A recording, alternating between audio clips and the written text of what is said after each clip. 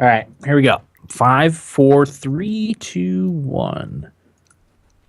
Welcome, everybody, to episode 214 of the Thumbstick Athletes Podcast. I'm your host, Dan. I'm Eric. Will. I'm Corey.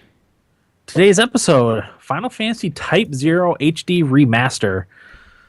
I've been wanting this one to come out on Steam for a little while. I finally was able to buy it, but didn't get as much time with it this week as I would have liked. Those who've been listening for a while probably know why, but I'll talk about it a little bit later. Teasers for later on the episode. Nothing new played, Dan. I played some more Rocket League, some more Heroes, and then I went back and started Metal Gear Ground Zeroes again. Oh, cool. So I'll talk a little bit about that. Sounds good. Good to prepare for Phantom Pain coming out next week. Yeah, I'll talk about how it helped me prepare. Okay. Because I didn't remember this from the first time I had played it. Gotcha.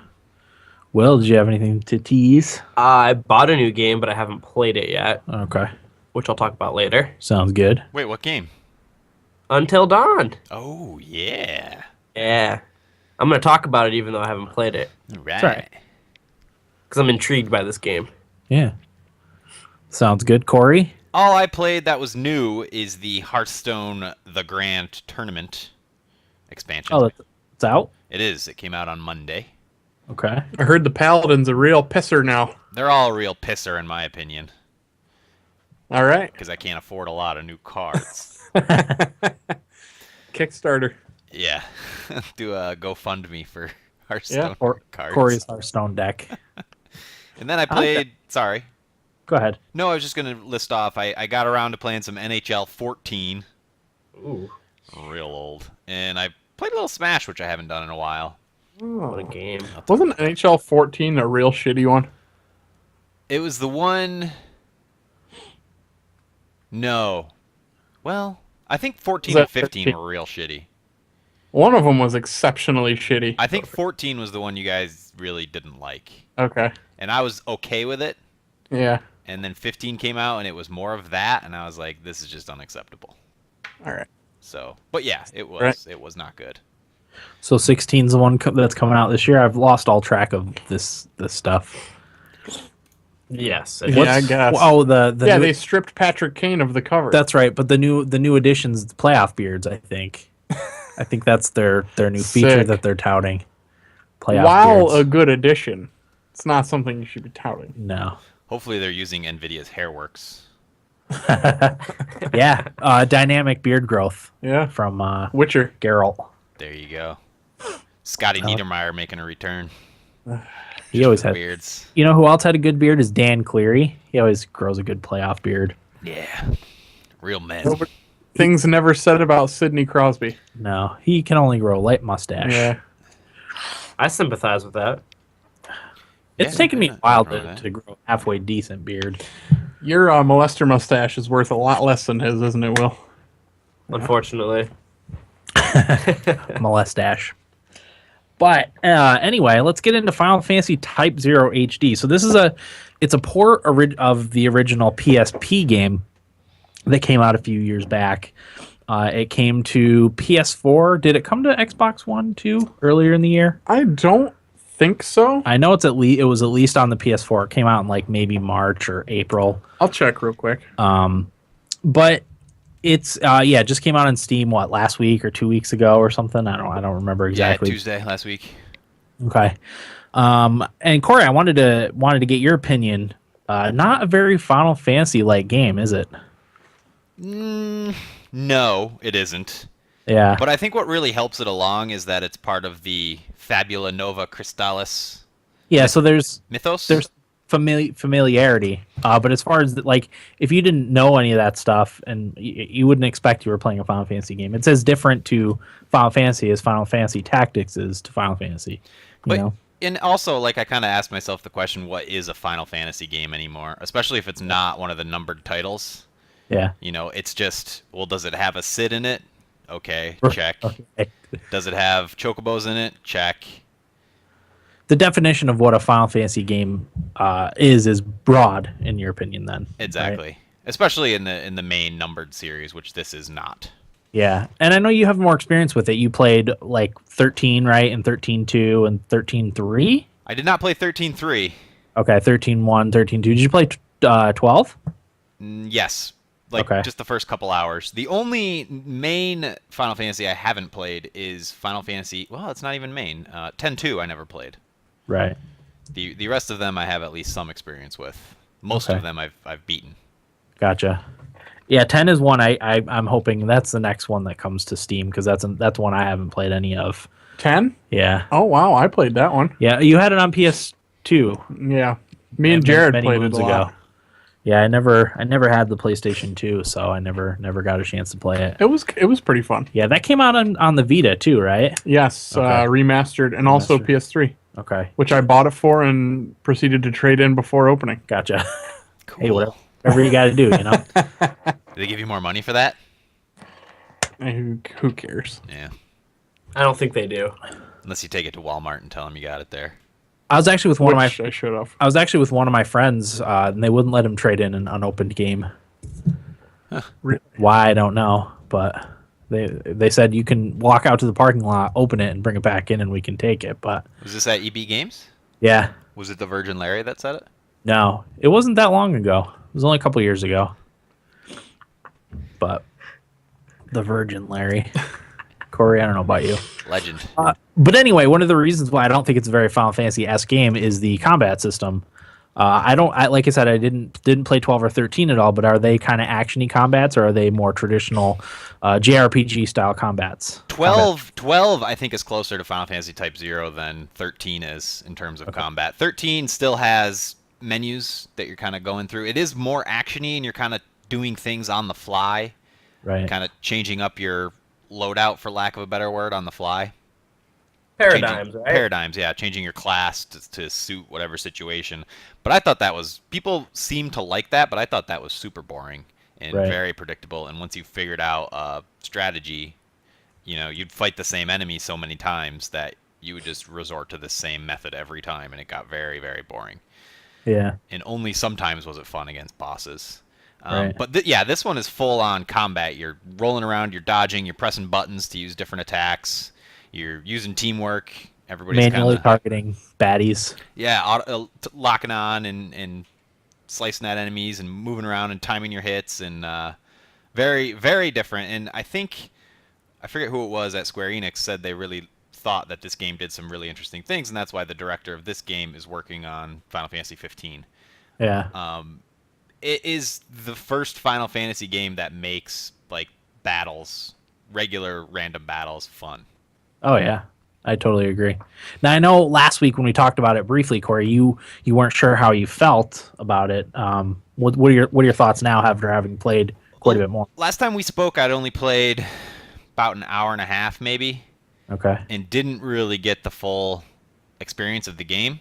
But now, Yeah, they kind of throw a lot at you right off the bat, and it's hard to like keep track of all that stuff when you're trying to, going along with the beginning of the game. I kind of didn't get overwhelmed, but I couldn't keep track of everything, all the new things that they were throwing at me. yep. So I was kind of in the same boat as you. I wasn't really sure about it at first, but continue. Yeah, but just going off of that, at the same rate, I prefer this to the 30-hour tutorial that was Final Fantasy 13. I'd rather they just briefly mention something and then I eventually figure it out on my own than have them hold my hand for hours through one mechanic and then introduce me something new. But yeah, like I had heard going into it that it is rough around the edges, and I think it is because it is a PSP game. But that it does a few things really, really well. And for me, that's the combat, which, like we talked about already, is action-based, not turn-based. I like how it sort of gamifies the story and the lore, and I think we'll get to that in a little bit, and the way they do, like, in between missions and stuff. And also the mission system itself, which I hadn't done anything with the last time I talked to you guys. I really like the way they do that in this game. Totally agree. There's Totally agree. there's some really cool mechanics built into that, and it makes it so much fun and actually kind of like addicting. Yeah, absolutely. So yeah, the basis of the story is you're the this like elite academy of, I guess, they're training soldiers, and your country gets invaded and they attack your city. You kind of beat them back, and then the game starts like as you're beating them back, and then the aftermath of that. The counteroffensive. The counteroffensive, yeah. So, like Corey said, they take you through all the mechanics like right at the beginning when you're fighting to defend your city, and like I said, it's a little hard to keep track of all that stuff. But yeah, after that, they kind of show you the hub basically, which is, I don't know the best way I can describe it. It's which also again, it's not very Final Fantasy like, or it doesn't seem it. Anyways, you kind of use your hub as like that's where you do all your gearing up, and you walk around to different rooms in the is that the college or whatever the school that you're in. Yeah, I think it's. I mean, the name of the city is Academia. Academia, yeah. And yeah, because as you mentioned, you play a class of cadets called Class 0, and you're the elite of the elite. And because you're so elite, you're kind of doing these missions that are specific and targeted, and you can use a smaller number of people because you need to be stealthy and all that stuff. And did you get to the real-time strategy portion of the game, Dan? Yeah, I did. That's crazy. It is. But anyway, I don't want to get too far ahead of myself. Right. But yeah, Academia, which I believe is the name of the hub world in Final Fantasy Record Keeper. Oh, really? I think it plays off of that. I could very well. Yeah. But yeah, it's not. It's like, as far as I know, this is the one like main city. There's different cities throughout the game, but this is the one you'll always return to in between missions. So once the game gets going and you get through that little intro stage, it's a series of missions. And in between every mission, there's a certain amount of time in which you can do things within the city of Academia. There are little mini side quests you can do. There are people with exclamation points over their head, which means if you talk to them, it's going to cost you 2 hours of your time. But that's what I was getting at when I mentioned how it like gamifies the lore and side quests, because there's not enough time in between missions to talk to everybody and do all the little side tasks. So because you're pressed for time, you're picking and choosing, and you don't feel obligated to do every little thing, which kind of ruins the pace of the game. Yeah. And because it's forcing you to do only a certain number of things in between each mission, you're constantly like choosing the best thing and then going on another mission and then going back and then going on another mission. And like I said, it just keeps the pace up the whole time, and at no point do you turn off the game and say to yourself, I don't remember what I was doing, or I'll get to that later. You're always like knowing what's going to happen next. Yeah. And I think that's a huge, huge thing in Final Fantasy games. And people would argue, you don't have to do everything anyway, but like the OCD in me, I've talked about this before in games like Dragon Age and stuff. I feel like I have to do everything. Yeah. And that's why I kind of feel like some games are too bloated, because I feel like I have to do everything. I do everything, and then it ruins the pace of the game. Right. For me. What'd you say, Eric? Oh, I was just slipping in a Witcher 3 when you said that. Yeah, that's another one. Because I knew you agreed with me. Yep. and like I said, in this one, like it doesn't let you do that. You have to play through the game multiple times, and there is New Game Plus, in order to see everything and do everything. And you start to, because the game is focused on is it 14 characters? Yeah, you have a squad of a certain amount of characters, and they all have individual abilities and personalities and whatnot. So, and as you play through the game and you choose certain things to explore in these little side quests in between missions, you start to like certain characters more than others. So you'll prioritize like their bits of story and lore over the other ones, which is really cool. There's a character whose story I'm really into, Rem. Yeah. She's got some cool stuff going on. So like if there's ever a Rem mission or anything like that, I'll do the Rem, or not. I shouldn't use the word mission because that's a different thing. If there's like a Rem side quest or story bit, I'll prioritize that over other things. Who's your least favorite character? I don't really like Ace, because Ace is kind of cocky. I don't like Ace much either. He's kind of cocky. He's kind of a mama's boy, and I don't like his weapon, which is cards. He throws cards like Setzer Gabbiani. Setzer's cool though. Setzer's way cooler than Ace.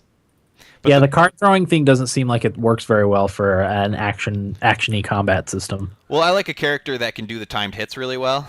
Yeah. So one of the things that makes combats very action oriented is that you can time your hits within a certain window to do either fatal damage or a whole lot of damage, and you kind of learn your enemies' animations, and then a little red box will pop up, and you hear the little sound effect, and if you time it just right, you get that hit, and it usually kills it, and that's like a very rewarding thing too. Critical. But yeah, exactly. It's really hard to time that, or not really hard, but much more difficult to time that with a ranged attack like Ace's cards.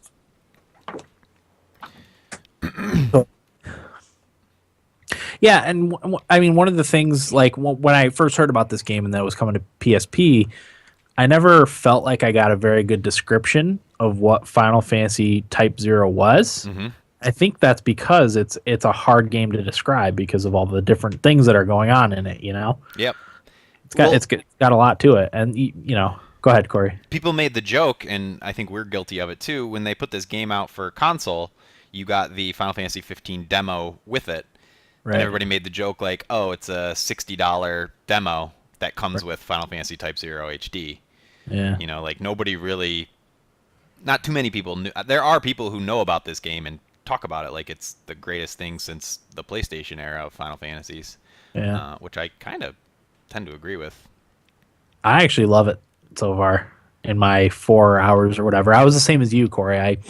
I played it at first, like I might have played it for an hour, like the first time I played it, and I was like, oh, okay, I kind of see what they're going. But the more I played it, and the more I started figuring things out, I'm like, this game's really, it's unique, for one thing, and really interesting. Mm-hmm. And I don't even really know that much of what's going on in the story, but very into it thus far. And it really appeals to the idea of like challenge and risk and reward. In the mission system, there's these things called SOs, and the missions are like the gameplay, the story that you play through. There's chapters, and for a basic example, you have to go recapture a town. Exactly. And you'll go into the town and you'll fight a bunch of enemies. There's usually a boss at the end. There's crazy stuff going on, story bits that go along the way. But there's these things that you can opt into. You don't have to do them. They're called SOs, and they pop up, and if you hit your back button or whatever key on your keyboard, it will give you the option to complete a little mini objective.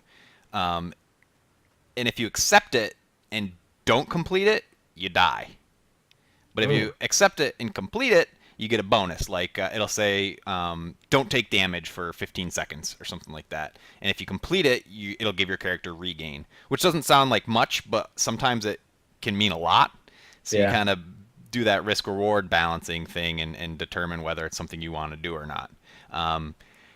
And if you die, you have the option to swap in your other characters that are in reserve. So if you have 14 characters and you take all 14 of them on the mission, you have 3 characters active at a time. And if one of them dies, you can swap in one of your characters in reserve. But there's been multiple times where I'm down to my last 3 characters, and if somebody dies, that's it. I don't have anybody else to fill their space. I've actually gotten to the point, I finished one mission with just 1 character left. Really? Which is real stressful. It's not a big deal if you die. If you die, you have to start the mission over. Yeah. But you can also abort the mission at any time. So if you're in that situation and you know you're not going to be able to beat the last boss, you can just abort the mission. You'll retain all your experience. You just have to go back and do it over again. Yep. So it's less, it feels less like an RPG and more like, I don't even know what to compare it to, but it's just... That's what I'm saying. It's hard. It's a hard game to describe, which is why I never got a good feel for what Final Fantasy Type-0 was, yeah. You know? Yeah. There's so much going on in it. I can't even think of a similar game that you could compare it to. Like, you could take bits of other games and plug it in and say, yeah, that's like Final Fantasy Type-0, but I don't know that there's a game that has all those different elements in it, you know? I know. It's crazy. Did you use any of the Eidolons? Just the first one at the beginning of the game, the summon. Yeah, you didn't get to Ifrit. No, okay. I haven't got Ifrit. That's a really cool part too. That's awesome. Yeah, especially later on because you can control the summons. And when you use it, you sacrifice your character who activates it. But then you get, I think it's 2 minutes or maybe a minute and a half where you can control the summon, and they're just awesome. Yeah. What did you think of the remaster? I think some of it looks really good and some of it doesn't look very good. Yeah. It's kind of hit or miss. I don't like the frame rate. I think the frame rate's kind of bad. It kind of hurt my eyes a little bit and made me not seasick, but gave me a little bit of a headache. I'm so happy that I never noticed frame rate like you do. Yeah, it really is annoying. Especially like I wonder if it has to do with like sitting so close to the screen too, because I'm literally like a foot and a half away from my computer screen when I play a game. Could be. That's bad, but I've kind of gotten used to it at this point. I lean back a little bit more. That helps a little bit, but the graphics, like I said, some of the stuff looks really good, and some of it just doesn't look good. I think like when you're doing in a cutscene and stuff, your characters and stuff will look really good. But you can kind of tell like it's a not last gen, but it was PSP. ported over. Yeah. Last gen handheld. Yeah, exactly. You can kind of tell that it was updated from that, but it's fine. Like a lot of people complained about the graphics, but like it's not. I think overall the graphics are quite good. I think they did a really good job with the textures and stuff in the cities. It's a little bit sparse. There's not a lot of stuff like boxes or crates or there's not very many of that kind of. You can tell, like you said, it looks like an older game. It's just very like it's like corridor enemies and like a couple things here and there. But yeah, I think especially Academia looks really nice. Yeah. The world map is a little bit not so nice. It's dated, but it's dated. It does kind of have that PlayStation feel to it. But again, it never really bothered me. Like the only thing about the graphics was the frame rate that annoyed me a little bit when I first started. But other than that, it's. But in terms of getting it like onto a computer and everything, I think they did a really good job. Definitely. Like this controller support and all that stuff. Yeah. I mean, I know this game was built with a controller in mind, but sometimes that stuff doesn't work so well. I don't know how Final Fantasy 7. Yeah, I don't know how the keyboard mouse controls work. I've heard because I read some of the positive reviews and negative reviews on Steam. A lot of the negative reviews are the game's buggy or it crashes all the time, that sort of stuff. I didn't have a single crash. Did you? It worked perfectly for me from the time I started it until. Apparently, there were a lot of issues with the PC port. Yeah, I didn't have any. No, me neither. Can't speak to those. I was pleasantly surprised too when I went to turn it on. The launcher came up where I could set the graphics and the controller and all that stuff. I like when that happens. Yep. Do you know what was weird though? Is when you exit the game, you have to alt escape out of it and then close it that way. They never added in an exit. Oh yeah, I did notice that. You wouldn't have that in like a console game, Just turn it off or eject it. You just turn exactly. So I actually had to look up like how do I exit because I didn't want to ruin my game by just Xing out of it like you would close a frozen program or whatever. Right. But that's how you exit the game because there's no exit game option. I thought that was a little strange. Alt F4. Yeah. Oh, that's another thing. Before I booted up this time today to make the video, the last time I played was Sunday, maybe, and I went to the arena in Academia and talked to one of the guys there, and he's like, "Oh, do you want to do this training thing?" And or special training, I think it was called. And I had Ace as my character, and I was like, "Yeah, sure." I didn't really know what I was getting into. I was just kind of exploring and figuring things out. And he's like, "Okay, make sure you save your game." So I saved my game, and then it kicked me out to the menu screen. Come to find out, what that is if you are going to shut the game off, you can go to this guy, and like while the game is off, depending on how long it is, you get experience. Oh, really? For the character that you bring to him. So I brought Ace to him, and when I booted it back up, I had gotten so much experience, my Ace was like level 21, and the rest of my characters were like 14 and 15. Wow. And it was just Sunday to, today. Yeah. But there's so many of those kind of things. Like Chocobo breeding. Chocobo breeding, yeah. Is in there. I haven't figured out what the airship area in your thing does. I'm sure there's some airship stuff involved. Apparently, once you get to chapter 6, you can get an airship. Okay, which is cool. Yeah. There's your armory. There's a place where you upgrade your spells. What else is there? There's a bunch of different rooms in your thing. There's the classroom you go in. You can train up certain aspects of your party. Like I learned, you can spend time there, and is it money that you spend there too? I don't think I ever did that. Okay, yeah. If you go into the classroom, you can. I think it's Oh, the hours. lectures. Yeah. Yeah. Where you spend like 4 hours on a lecture for like I upgraded my defense magic so that my cure spells got better. Yeah. Doing that, and again, that plays into the whole keeping the game moving, because you only have a certain amount of time to do all the stuff in between each mission. So it's a neat feature in Final Fantasy Type-0. So, but yeah, I mean, I absolutely love it. I again wasn't sure when I first started it, but I'm really having a good time with it so far. Do you think I'd like it?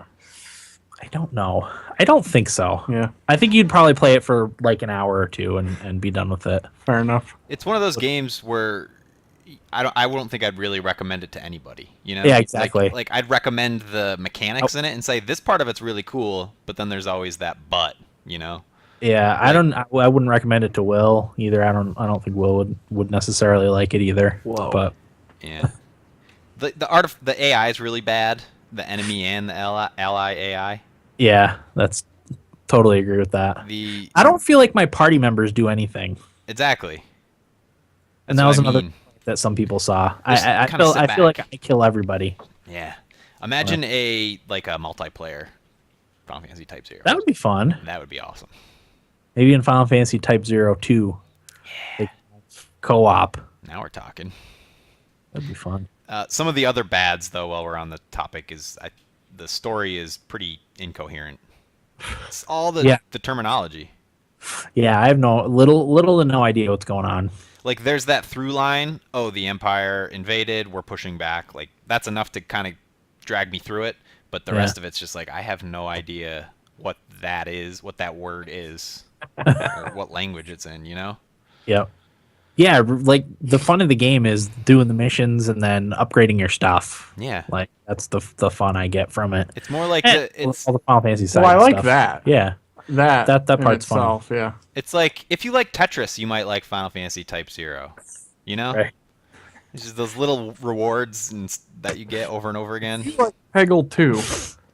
Yeah, and the whole time Mog is handing you rewards while you're doing things. Like in town, you'll do something and he'll be like, "Oh, keep making friends," and then you get a high potion from him or something. Yeah, Thanks, Mog. It's like going to an arcade or not an arcade, like a slot machine or something, and winning all the time. Yeah, I installed it, but I don't know if I'll ever get around to playing it. Yeah. The how long to beat? I think it like for the main story is like 24 hours or something like that, and completionist I think is just over 30, if I remember correctly. I'm never gonna play it. Yeah, especially I mean, there's a lot of stuff coming out starting next week. So I know that's the problem. Late this week.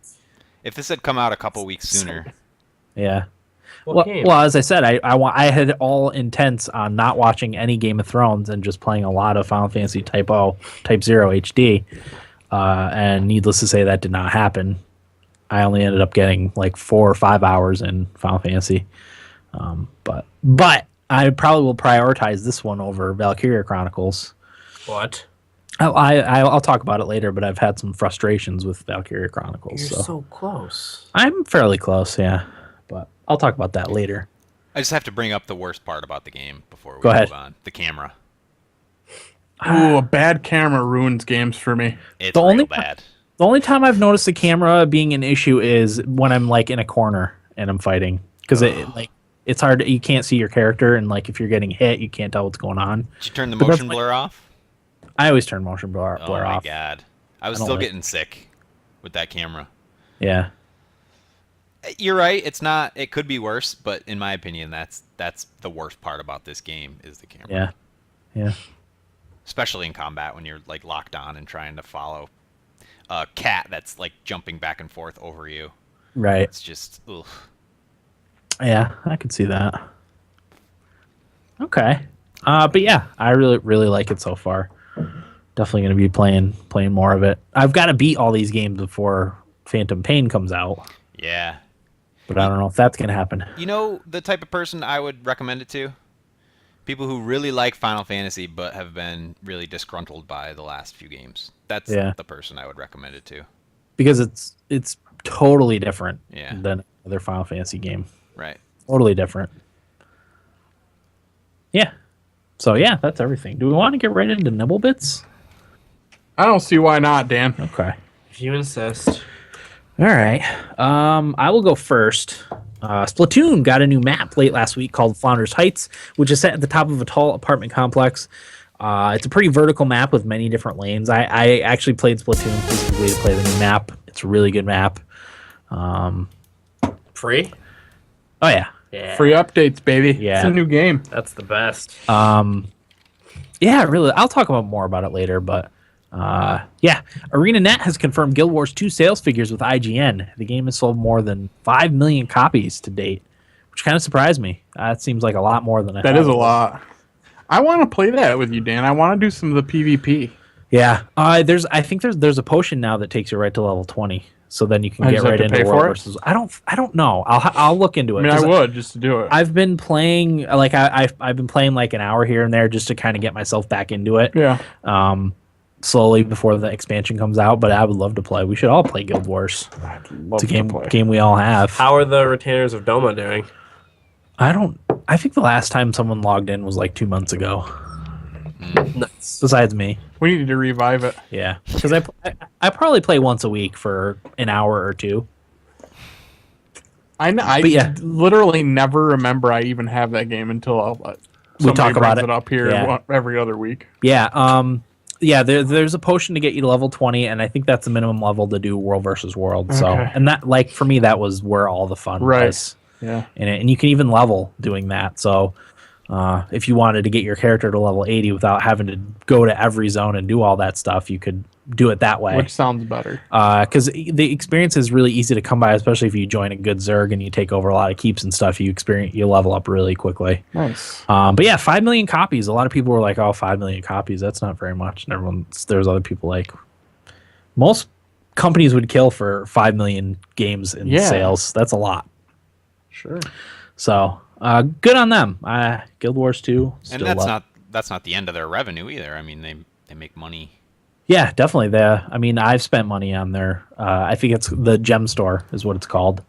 I've bought a few things off of there just to support. And the best part is you don't even need to spend your own money. If you have gold, if you make gold in the game, you can transition that into gems and buy stuff out of the Gem Store with gold you make in the game. So the transfer rate's not very good, but you still don't have to spend your own money if you don't want to.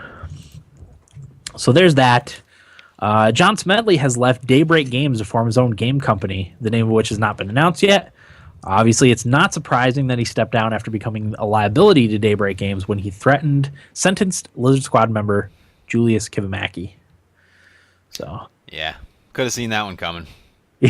yeah, that wasn't a surprise because a few of their games got hit with DDoS attacks very shortly after the threat was made from Smedley. Yeah, it's like the last person you want to threaten is someone who could literally ruin your life. I get it that you want to pummel them because I want to pummel them too, but in the name of not bringing any more internet anger down on your company, you probably just keep your mouth shut on that one. Yeah. You know? Swallow your pride. Yeah. So there's that. Nintendo has filed for a patent on a diskless console, which could be plans for its new NX console. Along with the console patent was a display unit with the console. Much like the Wii U's gamepad, these could be patents for Nintendo's new console, but some speculate this could also be a diskless version of the Wii U. They came out with a Wii Mini towards the end of the Wii's life console that didn't take discs, so it could be something like that. We'll find out. How do you feel about that, Dan? If What's it that? were the new console with no discs. Because I know you're a physical copy guy. I am a physical copy. As long as they gave you a way to transfer your games into the next generation of a Nintendo console and next one, I'm fine with it. I mean, that's why for consoles I never like buying digital games because once you get rid of the console, you lose all your games. Yeah. And with Steam, you don't have to worry about that. You'll have your games as long as you have a computer to play them on. Right. So yeah, as long as they give you a way to transfer all the bought games And a big ass hard drive. and a big ass hard drive, yeah. I mean, if you can connect an external or something, that's Yeah, fine. but still, that's another $150. Yeah, they should just give you a bigger hard drive, I think. I Especially mean, with you would Nintendo. need one eventually anyway, Right. regardless. But put that off for 2 years instead of Yeah. after a year.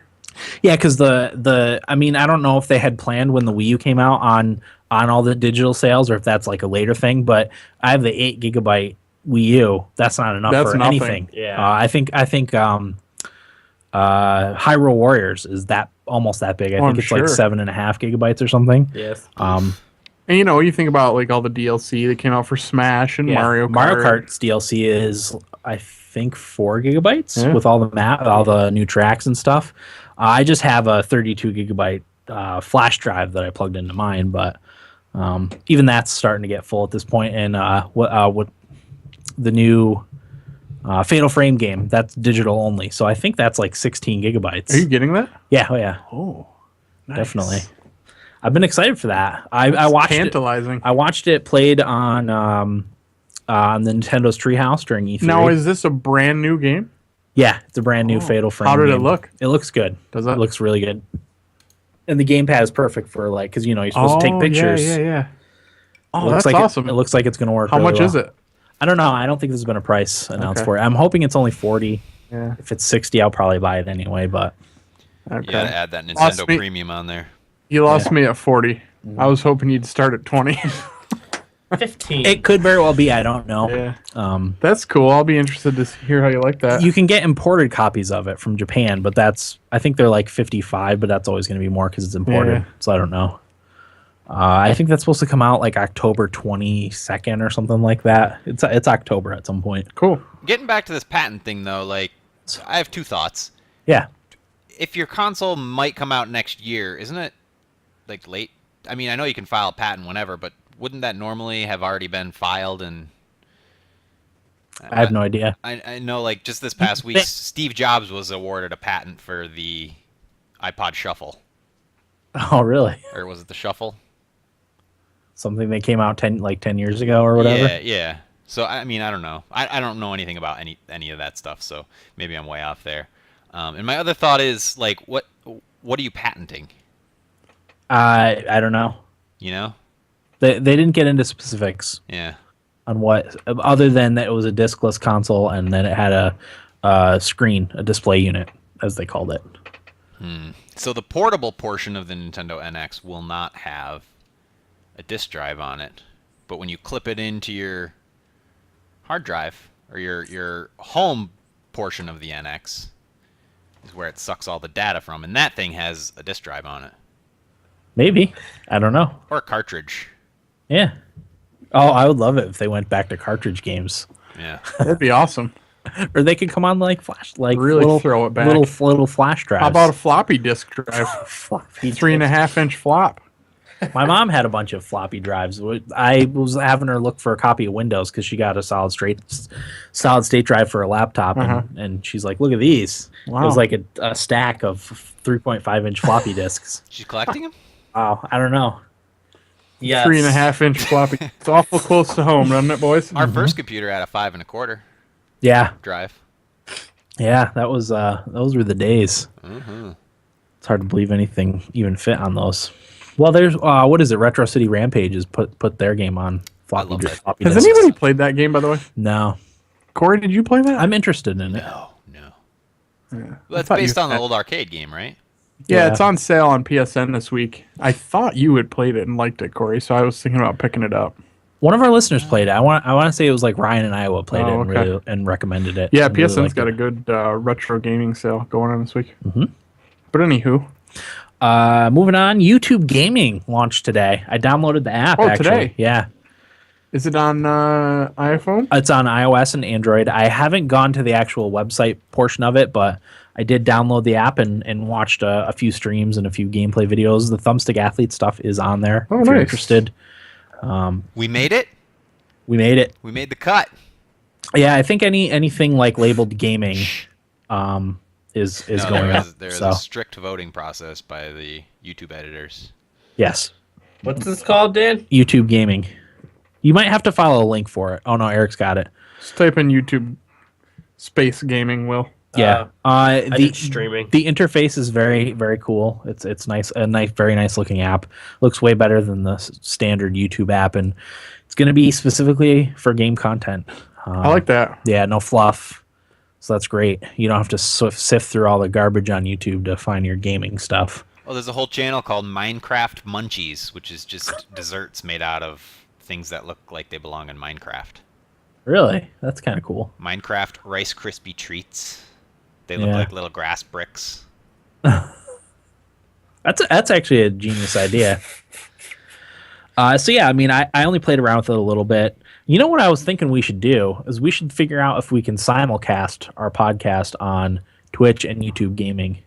I believe we can. Yeah, because I think if I hosted the YouTube one and you hosted the Twitch one, we could probably do it that way. And then Corey could chat in one and I could chat in the other. Exactly. We'll have to look into that. That would be interesting. I don't like the idea. Well, I mean, maybe this isn't something we should talk about, but I don't like the idea of splitting the audience. Yeah. I mean, maybe we'd get some new ones by doing it on YouTube. I don't know. I'd have to look into that. Yeah. I just that popped into my head immediately when I downloaded the app. I was like, I wonder if the amount of the sheer number of people that listen to us on Twitch, you know? Anyway. Regularly. Yeah. Yep. The masses. Yeah. And then my last nibble bit announced today, Turok and Turok 2 will be getting remastered versions for Steam, GOG, and the Humble Store. How's that? Isn't that interesting? Yeah, I know that a couple people responded to that. Yeah. And pretty much said, was there even a demand for this? I don't think there was. I mean, I didn't know anyone that was demanding it, but at the same time, why not, you know? I'm all for throwing old games on Steam, you know? You never know who's going to bite And I only had limited experience with Turok when it came out, so I'm definitely interested in playing it again. Yeah, I mean, I've stated before, I love a game with dinosaurs. Yeah. I played Ark.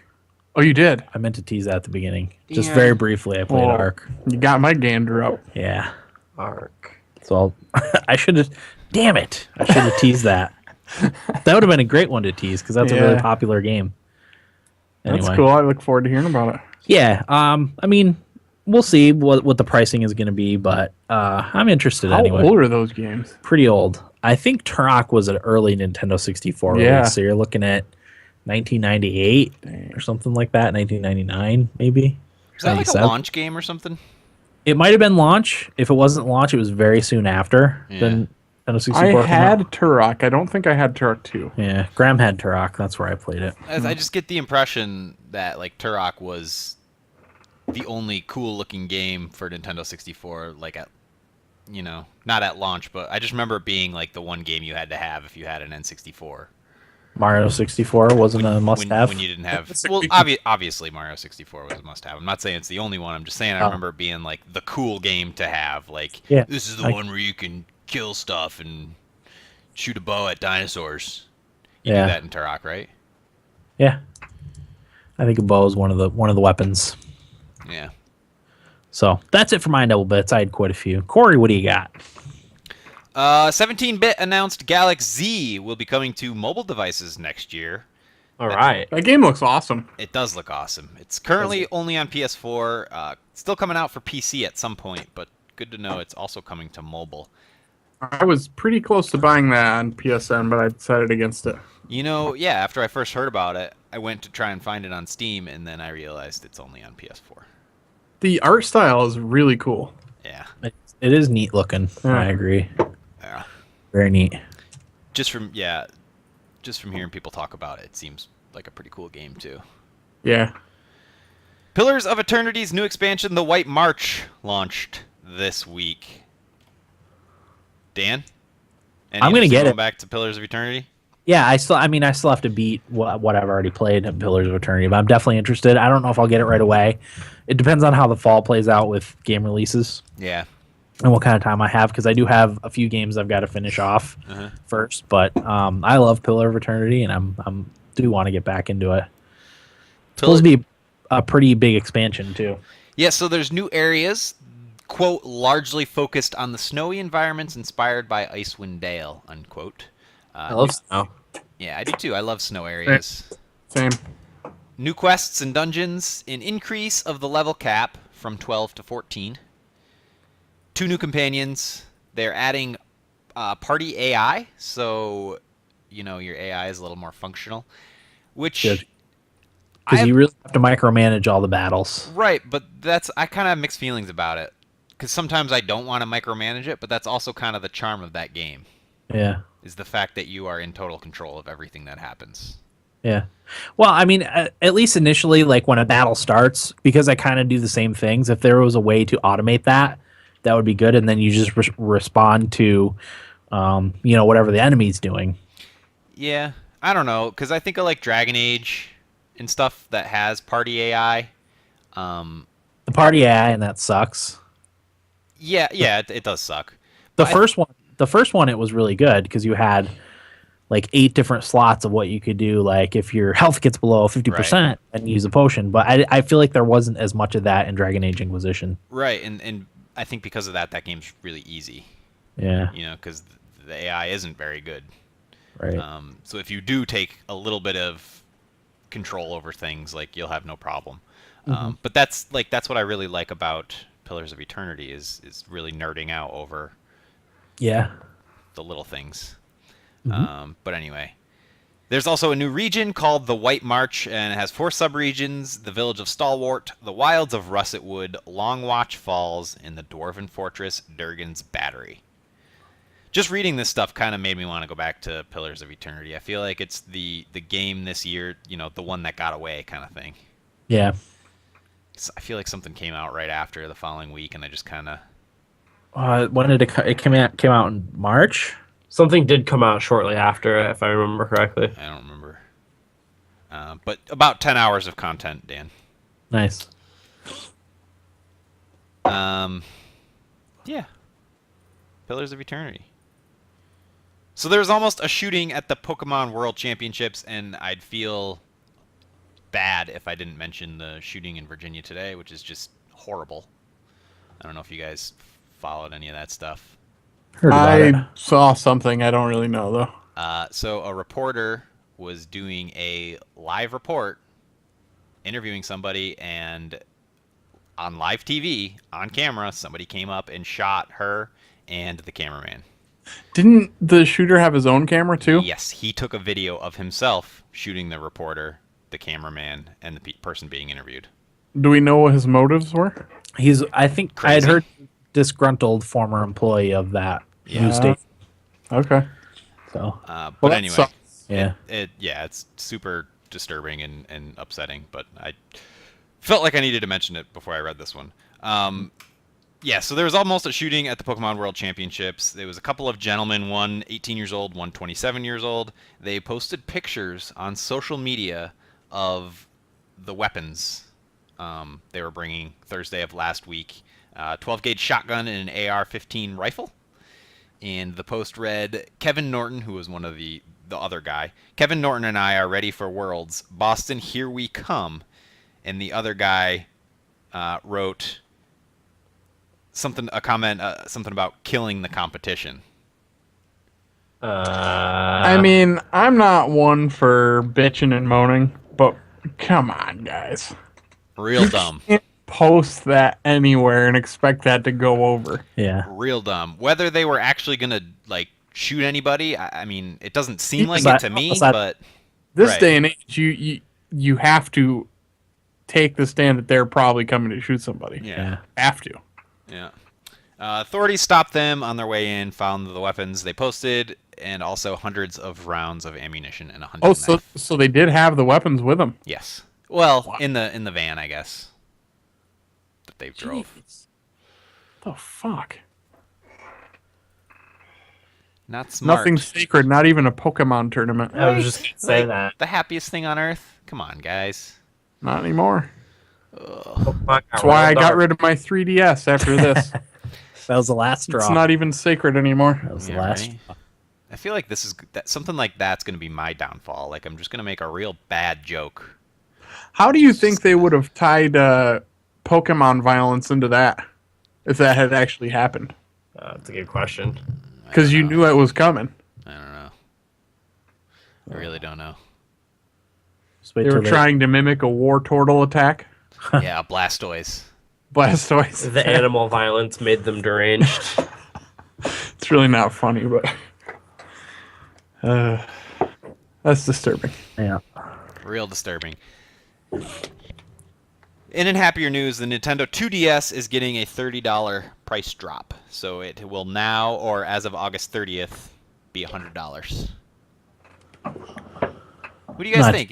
Would you recommend a 2DS? I mean, are there any games that you'd say, yeah, drop the $100 for the 2DS and because you need to play? No, I would recommend someone spend a little bit more and get like a used 3DS or 3DS XL. You know? I don't know. I mean, I think we talked about 3DS games a couple weeks ago. But These guys are such huge fans of the Fire Emblem stuff. And me not really being that, I don't think I could recommend a 3DS to anybody. Yeah. It's really, I mean, there's a lot of great RPGs on there. If you're not into RPGs, other than the Nintendo stuff, you know, there's some good Nintendo games on it, but there was only one game I wanted to play on there, and that was Smash Brothers, and I didn't play it after I bought it. Yeah. you remember who told you not to, Eric? Was it you? Yeah. Of course. And I probably wouldn't have if I hadn't gone on a road trip. Yeah.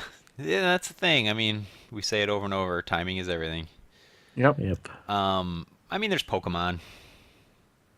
I always liked the Pokemon spin-offs like Snap and Stadium Yeah. a lot more than I liked the actual Pokemon games. Yep.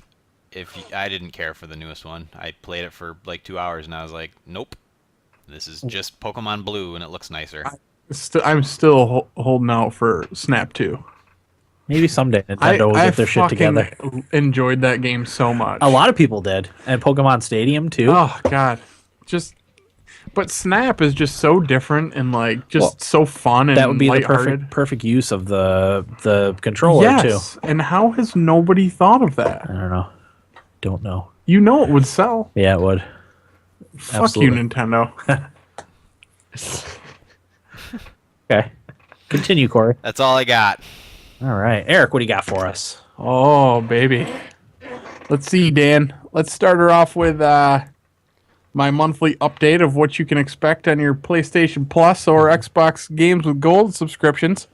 Coming in September, the winner of the first ever vote on what game you'd like to see was Grow Home. Okay. One that I actually did not vote for that one. Okay. I can't remember the name of the one I voted for, but it was fucking weird sounding, and it sounded really neat. Uh-huh. And it sounded like something you and Corey would definitely like, Dan. Okay.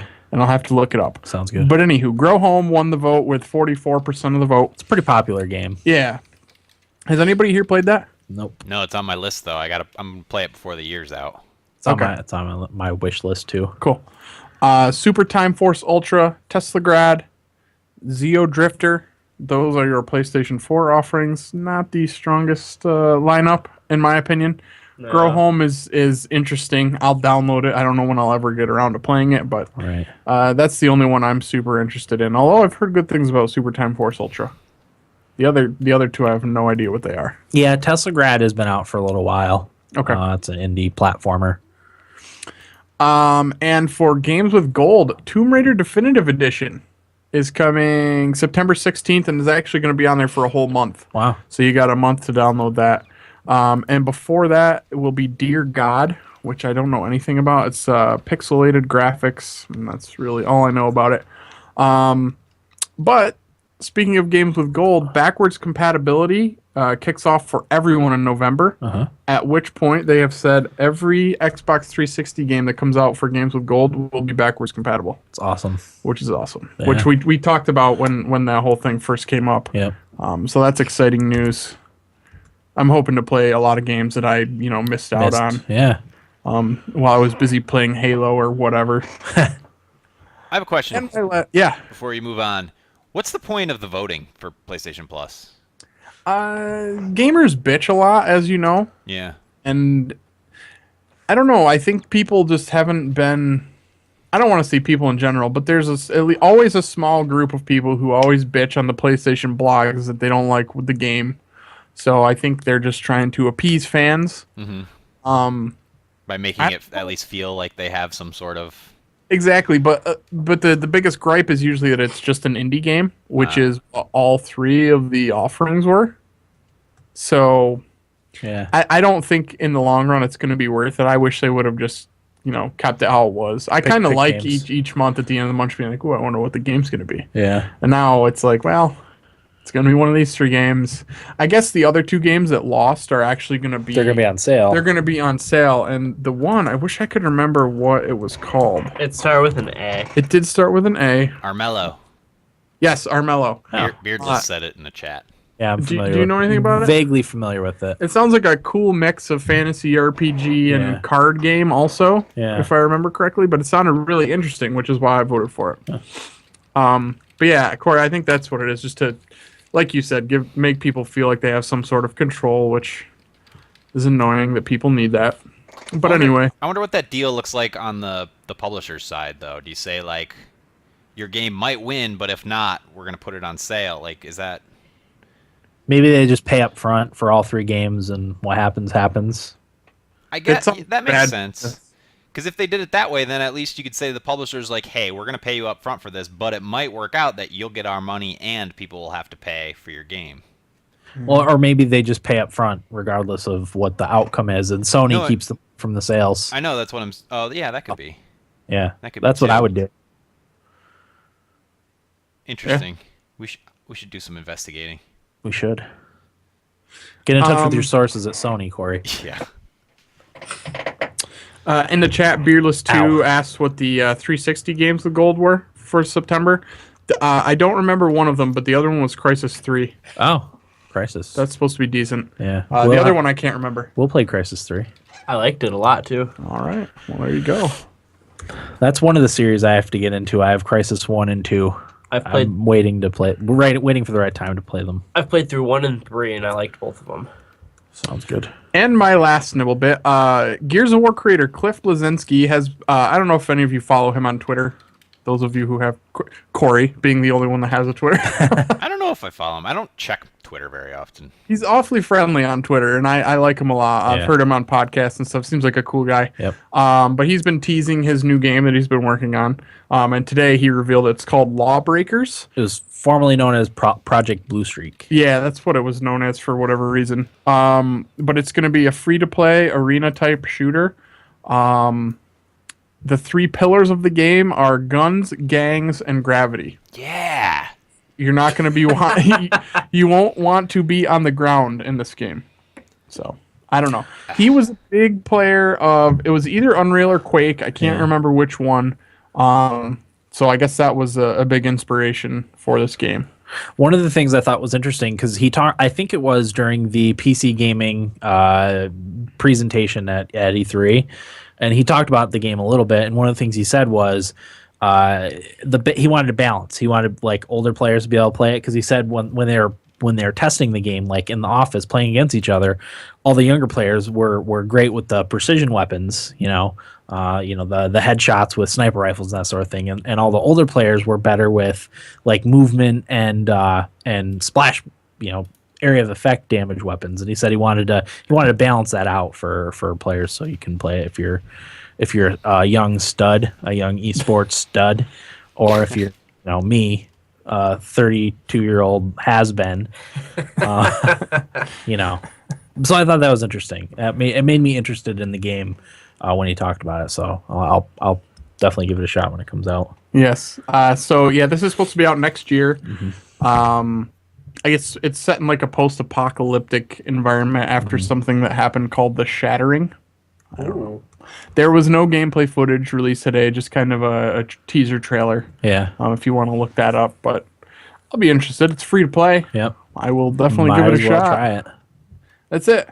Okay. For me, Dan. Will, Yes, Dan. what do you got? My first one is that there's no preload option for the Phantom Pain for the PC.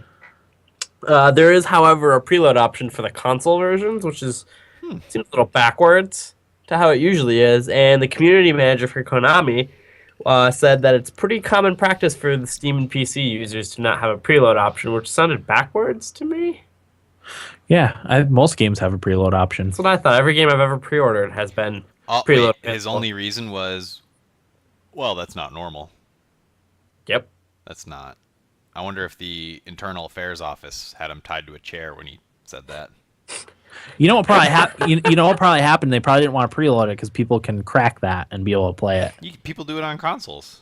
Yeah. So I'm well, it's easier on a computer, I guess. And it would be downloaded, cracked, and on the Pirate Bay within hours probably of the preload starting. I bet you that's why they didn't do it. It's a good. Yeah, I didn't even think about that. But why not say that and not give a stupid reason like that? Like you said, it was a stupid reason. Pretty stupid. I think I even preloaded Final Fantasy Type-0. Or no, there was no preload for that. Never mind. But most games have a preload nowadays. I had to reread the article like 5 times to make sure that's like what he actually said. Because I was like, that's so dumb. Keep scrolling back and forth, make sure you didn't miss a paragraph. Yeah, exactly what I did. I must be missing the point. I still feel like I'm missing the point. Yeah. But as stupid as it is that they don't have that, it doesn't really bother me. I'll just take the hour or 2 to download it anyway. Whatever. Steam's fast. Yeah. Okay. But anyway. Pisses me off, even though I'm not getting it for PC. But like, as consumers like we are with limited game time, that's an hour or 2 cutting out of your game time. Absolutely. If you're a huge Metal Gear Solid fan and you took the day off to play it, and I don't know. I have the fucking day off. Right, and I don't know if it sometimes they unlock at midnight, sometimes they don't unlock until 1. If you're expecting that time to be able to play the game and you're unable to, that sucks. But I wish there was a way, if you were getting a hard copy like I am, to preload it. Yeah. It's annoying. Yeah, because you still have to take it home and install it and download patches. Yeah, it's going to take a while. Yeah. What game was it that if you ordered like a hard copy, they'd like email you a code you could use? Am I making that up? That happens, yeah. That was something. I feel like it's something I got fairly recently. Yeah. Maybe it was Guild Wars. Maybe. That's the best way to do it. I don't remember. Wait, do you have a hard copy of Guild Wars? Maybe not. Well, I mean, ultimately, you don't really need the discs. Like when I bought Titanfall, I got a physical copy, but I just took the code out of it, entered it into Origin, and downloaded the 50 gigabytes worth. Yeah. Hey, can you remote install on Steam? Yeah. You can? Yeah. Oh fuck, I do it all the time. Through the app or something? Oh yeah. It's one of my favorite. It blows my mind every time I do it. Yeah, as long as you leave your computer on with Steam on, it'll. PS4 has that option too, yeah? So does Xbox. Wow. It's great that you can do that. It's amazing. 2015, huh? I can't even fathom how it works, but it's amazing. I told somebody at work that you could do that, and he was like, "Wait, what? What do you mean?" I was like, "Yeah, I'm telling you, you just download it right here, and it will be there when you get home." He's like, Oh man. Holy shit. The Internet of Things. I want to be able to like have my computer turn on and like have a video game ready to go for like right when I walk in the door. That would be cool. Yeah. Like time it. That would be very cool. All right, well, what else you got? If you're buying Rock Band 4 for the Xbox One, be ready to spend an extra $20 on the game. So the game's going to be $80 instead of $60. This is just if you buy the disc, because the Microsoft changed their protocol for its controllers for the wireless and stuff like that. So your older instruments have to have the adapter with it to be able to work on the new consoles. Gotcha. So only Xbox though, right? Yep, only Xbox isn't on PlayStation. Because PlayStation's Bluetooth. Yep.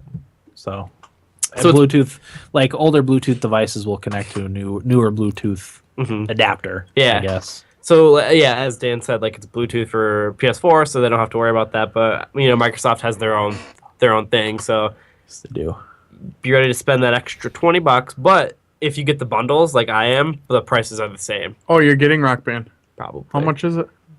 It's a lot, isn't it? It is, but I'm debating on just getting the guitar in the game. Oh, you can do a bundle with just the guitar? Yeah. How much is that? Do you know? I think it's 120. Fuck that. What? I'm only getting like That's 6 a lot. games by the end of the year, so Is It's a there, chunk of games. from now until December, not really. Especially the games that are it is. coming out are significant games, Well, I mean, there's like 12 weeks within that, 6 games. It's not that bad. Well, I mean, I'm saying it's a lot of hours too. It's not like you're Considering I'm just gonna be playing Fallout. I'm pissed at you for getting Rock Band now. right. Why? Well, first of all, it's not something I'll be able to borrow from you. Sure. Just make sure you bring a van. That's the main reason. When's it come out? You don't want the guitar laying around the house, is what you're saying, right? I mean, it wouldn't get broken in my house. Right. It would get you in trouble, though. I was just gonna say that. Oh, I see where you're going. Yeah. You don't what want I- me to get picked on Yeah, from exactly. the missus. Exactly. Clicky. That's what I thought you were That's a going. fair point, which I'll talk about later with one of the pre-orders I made. Nice. Well, Eric, you can come over and play it. When the fuck has that ever happened? It's a good question. Aside from like a July 4th party when we all happened to be there. Or when we played Risk Legacy the one time. Exactly. When's that come out, Rock Band? October. What is the date? I think it's like the first week. Oh, look. 4th, 2nd, 7th. Rock Band 4, is that what it is? Yeah. Is there a PC version? I haven't. No. I don't think so. No, there's I don't not. think. Yeah. Bummer. Wii U? Nope. Just PS4 PS4 and and Xbox. Wii U. It dude. doesn't say a release date. It just says 2015. I remember reporting Let's see. October 6th. 6th. Okay. Early October. All right. That's coming. There's a chance I may cancel it. Who knows? If I'm strapped for cash and I don't want to blow it. Strap for time. I have so much fun though. That's the issue. And that's the thing. They are super fun games to play. Oh yeah. I've had a lot of fun with Guitar Hero back in the day. Let's see. Rock Band 4 band in a box bundle. Okay? So that's going to get you your drum set, your mic, and your guitar. Any guesses as to how much? $275. $250. Oh Okay. my gosh. Doesn't that just make you want to die? I think we You can spent buy a fucking Wii U for that. when we got Guitar Hero 3, I think it was just under $200. Yeah, it for was. everything. So if you want it just with the guitar, you're looking at 130. The drums add that much, huh? And Drums the and mic, microphone. yeah. Oh yeah. And mic stand, I guess you can. Well, mic stand. Come on. I don't want that. Oh wait, is there even a mic stand in there? I don't think there is. Doesn't look like it. It's like clipped to the drums. Oh yeah, you're right. Cheap bastards couldn't even toss in a mic stand. No. Prices have definitely gone up. You can get a mic stand off of Amazon for like $11. They should just pack one in with it, you know? Yeah, for 250. Yeah, but you know what? If I was in college or something and like, God forbid, I was in a frat house, what a perfect game. Yeah, You know? totally. So fun. Hey But man, You know, Okay. I'm in a frat, so that's why I'm getting this. I'm real tempted to get it too. Will is the thing. They're Please do. so fun. Yeah, it's a good drinking game. Like just hanging out, having some beers, playing Rock Band. I'm more partial to the drums though. I don't like to play the guitar. I was decent at the guitar back in the day. I just get angry. Yeah. Especially when I know I can do it and I just keep missing. Are they gonna add a keyboard? They have a keyboard, right? I didn't see a keyboard. They have a keyboard for its own game. Keyboard Hero. Keyboard I Hero. don't. Yeah, maybe it was like DJ Hero. There I don't was remember. DJ Hero. That was a different yeah, game. That was a thing. I always I liked the drums too, or singing. I was never that great at the guitar. Yeah. You know. Drums are a lot of fun Yeah. to play, regardless of how easy it is. It's Well, just because fun. you're kind of playing drums. You're Playing kind the of drums. drumming. Yeah. Which Yeah. is hard to do Yeah. well. Yeah. Because, Jared always had drums, and I'd try to play them. I'm like, I can't do this. Yeah. Right. I can't get the two sides of my body to I work. can't keep the beat either No. with the foot tap and then the two. If whatever I'm hitting up top, my foot just magically goes from what the bass pedal is supposed to be to what my hands are Yep. doing. And Yeah. It's like can't rubbing play- your belly and patting your head. Exactly. I can do that, Corey. It's basic drumming. Yeah, but can you switch real quickly? No. Never tried.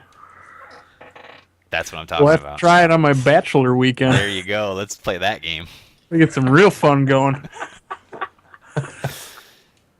All right, Will, what else you got? My last one's a fun one. There's a GTA 5 mod that replaces the blimps that are in the sky with the Mass Effect Reapers, Yeah. which is That's pretty cool. which is hilarious because the Reapers are kind of like big, goofy looking things if Yeah. you think about it.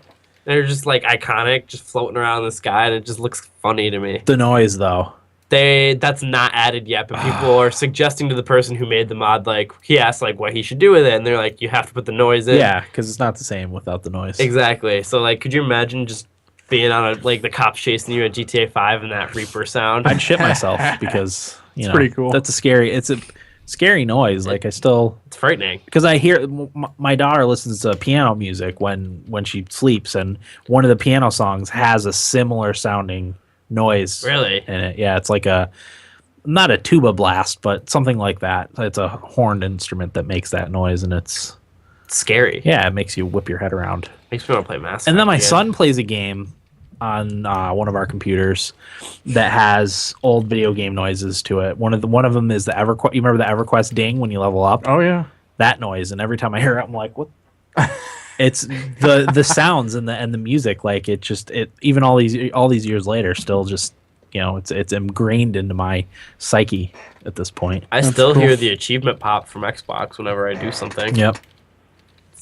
Life achievements, basically. When you hear that noise, it brings you back. Exactly. That everything will. That is everything, Dean. All right. How was your week? My week was all right. I'm getting ready to go back to school, which is Boo. You did it. yeah.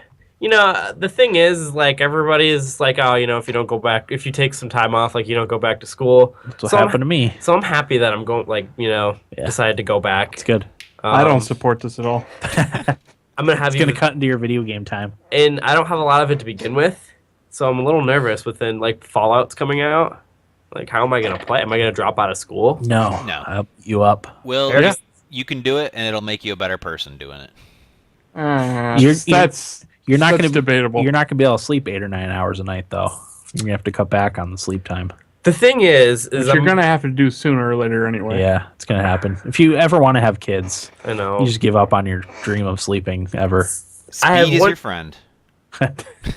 That's when you get addicted. Adderall. That's when you get addicted to coffee. like me. Corey Yeah. says speech, Eric says Adderall. All right. But I am taking chemistry, biology, history, and I'm taking English online. Nice. I was going to take math, but I was at 14 credits, and with chemistry and biology already, I was like, What kind of English you taking? 220, it's like communicating. About values. ideas? Yeah. Ugh. God. That's stupid. I know it's a very discussion-oriented class, and I'm glad I'm doing it online. I don't Yeah. have to talk like an idiot in front of people. Well, just be as soured and cynical as you are on the podcast, because you get it from us. I could. You just be sour. you and want me to take just the class be for sour you? and cynical. I actually talked to Corey already. Well, one of my friends took it already, and my other friends took the history class. So I'm gonna do. Oh, I think I'm gonna do well on those. But I talked to Corey already. I think there's like 4 papers that we do throughout the year or the semester, and I was like, Corey, I want you to proofread them Yeah, of course. I'm a year removed from school, so like I feel Not like, everything. I'm 6 years removed from school, Will. I wasn't gonna bring that up. I was gonna leave the See. hope there. But here's the thing: you went to school for writing. That's true. And you're a better writer than me. Here, the only time I write is when I'm at work writing down what produce items I need and this Yeah. for the show notes. Show notes. So unless this paper is about tomatoes or cucumbers, you're Yeah. shit out of luck. So I got to get back into the groove of everything. But we start next week, so What's the history class you're taking? it's U.S. history. I don't know what time period. Okay.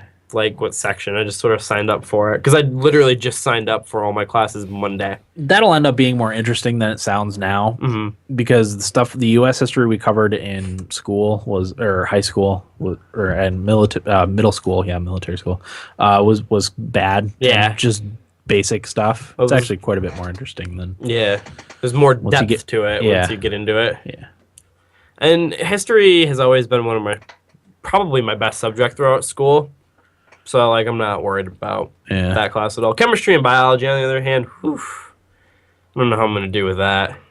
But Val can help you with biology. that's true. I'm going to need help. She took a lot of biology classes in I think college. Christy's fairly good at sciences. Is she? If you need any help. I need all the help I can get. Yeah, because she had to take, like, Oh yeah, she did. all that organic chemistry and stuff like that. First thing, yeah. Fun stuff. Oof. That sounds hard, too. She's a nerd There you in a go. different way than I That's am. what you need, Will. You need a nerd. You don't need me. I'd need to study. That's really what I need. Because, like, if I just studied for 30 minutes, that'd be way better than me just not doing it because I don't feel like it. What if I told you could take a pill? That would just make everything so easy, including esports. Is this Adderall? Yeah. I'm telling Mother. No, don't do that. What are you telling? I didn't do anything. You're promoting drugs to me. No. Just get a prescription for it.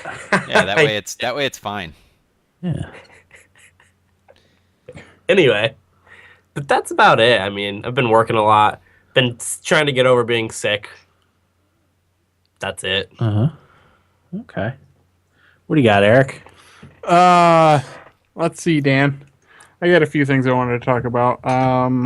I started watching Curb Your Enthusiasm. Oh, okay. It was added to Amazon Prime HBO shows. That show's fucking awesome. Yeah.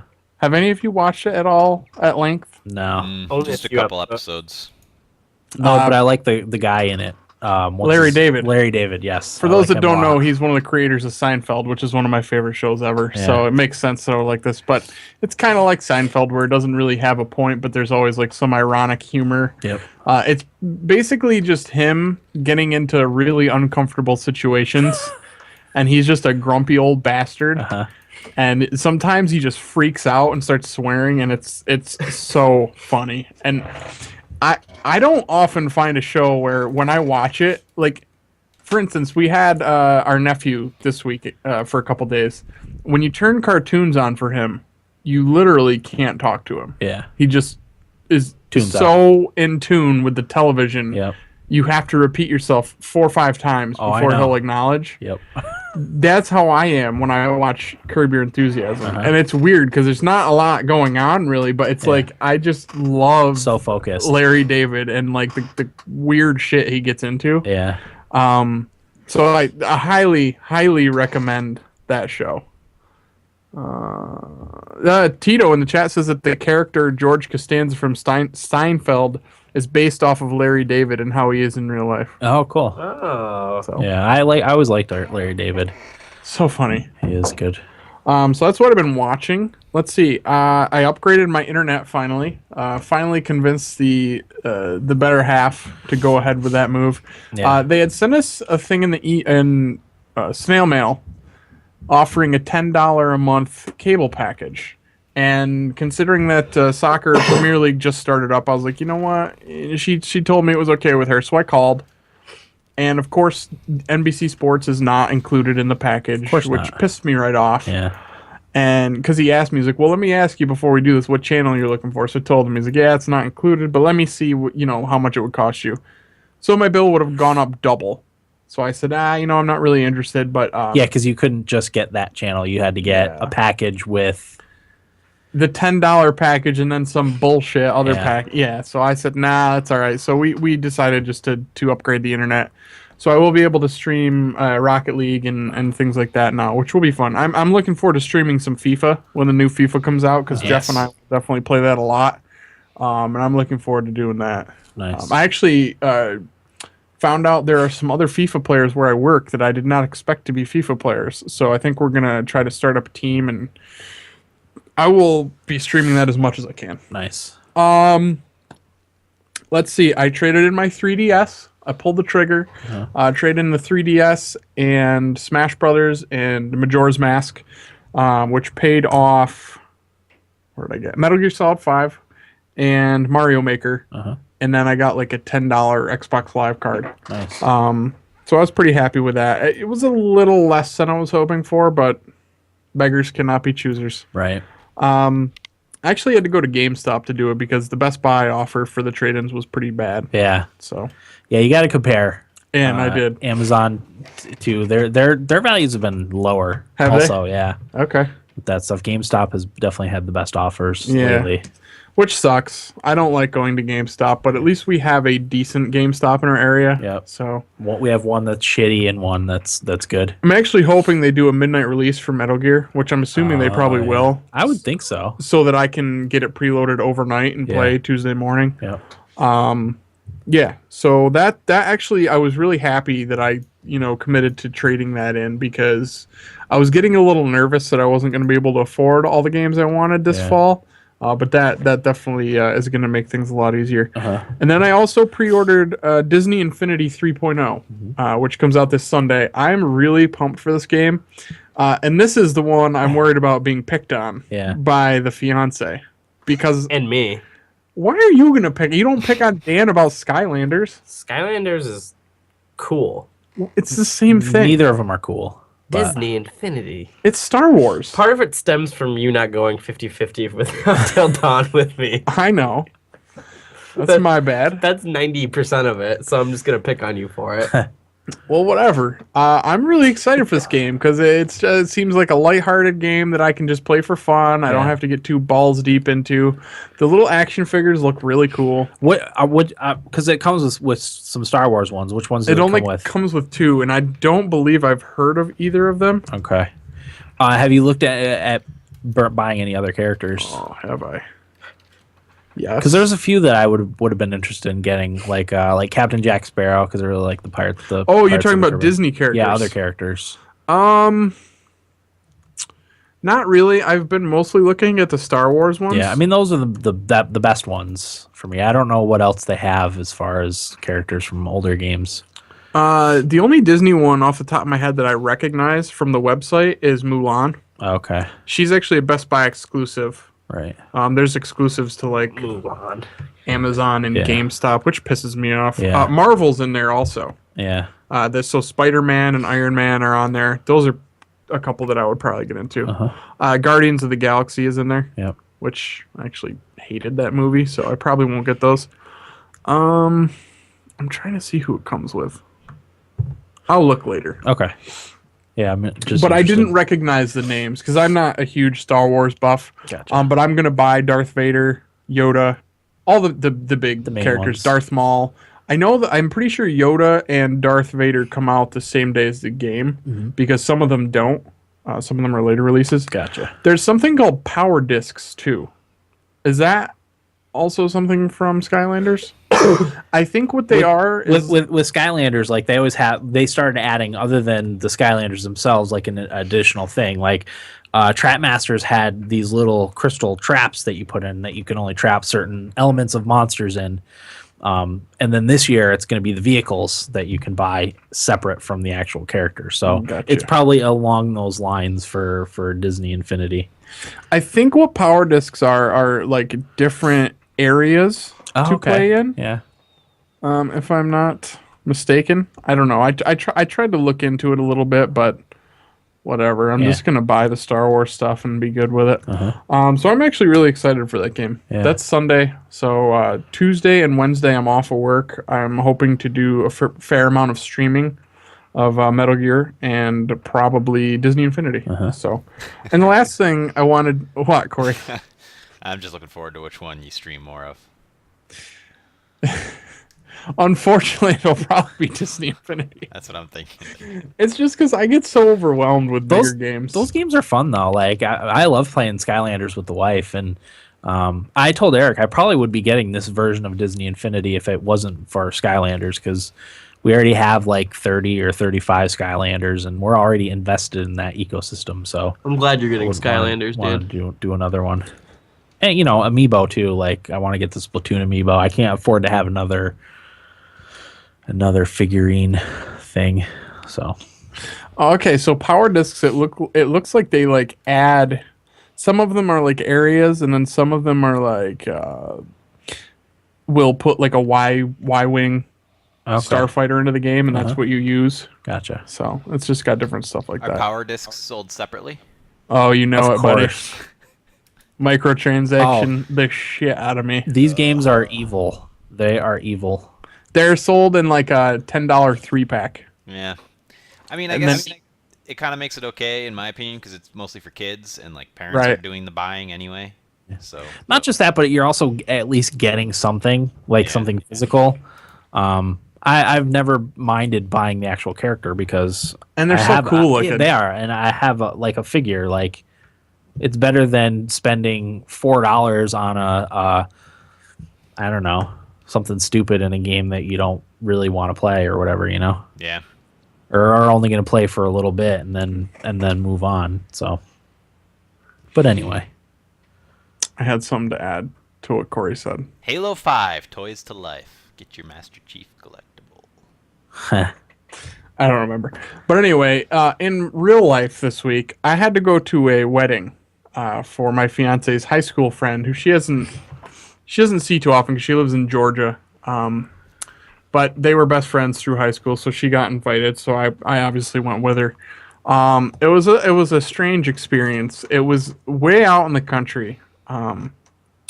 So when we got there, we're driving up through the country. Like, it was so far out that like GPS didn't work and shit. So it was into the deep woods.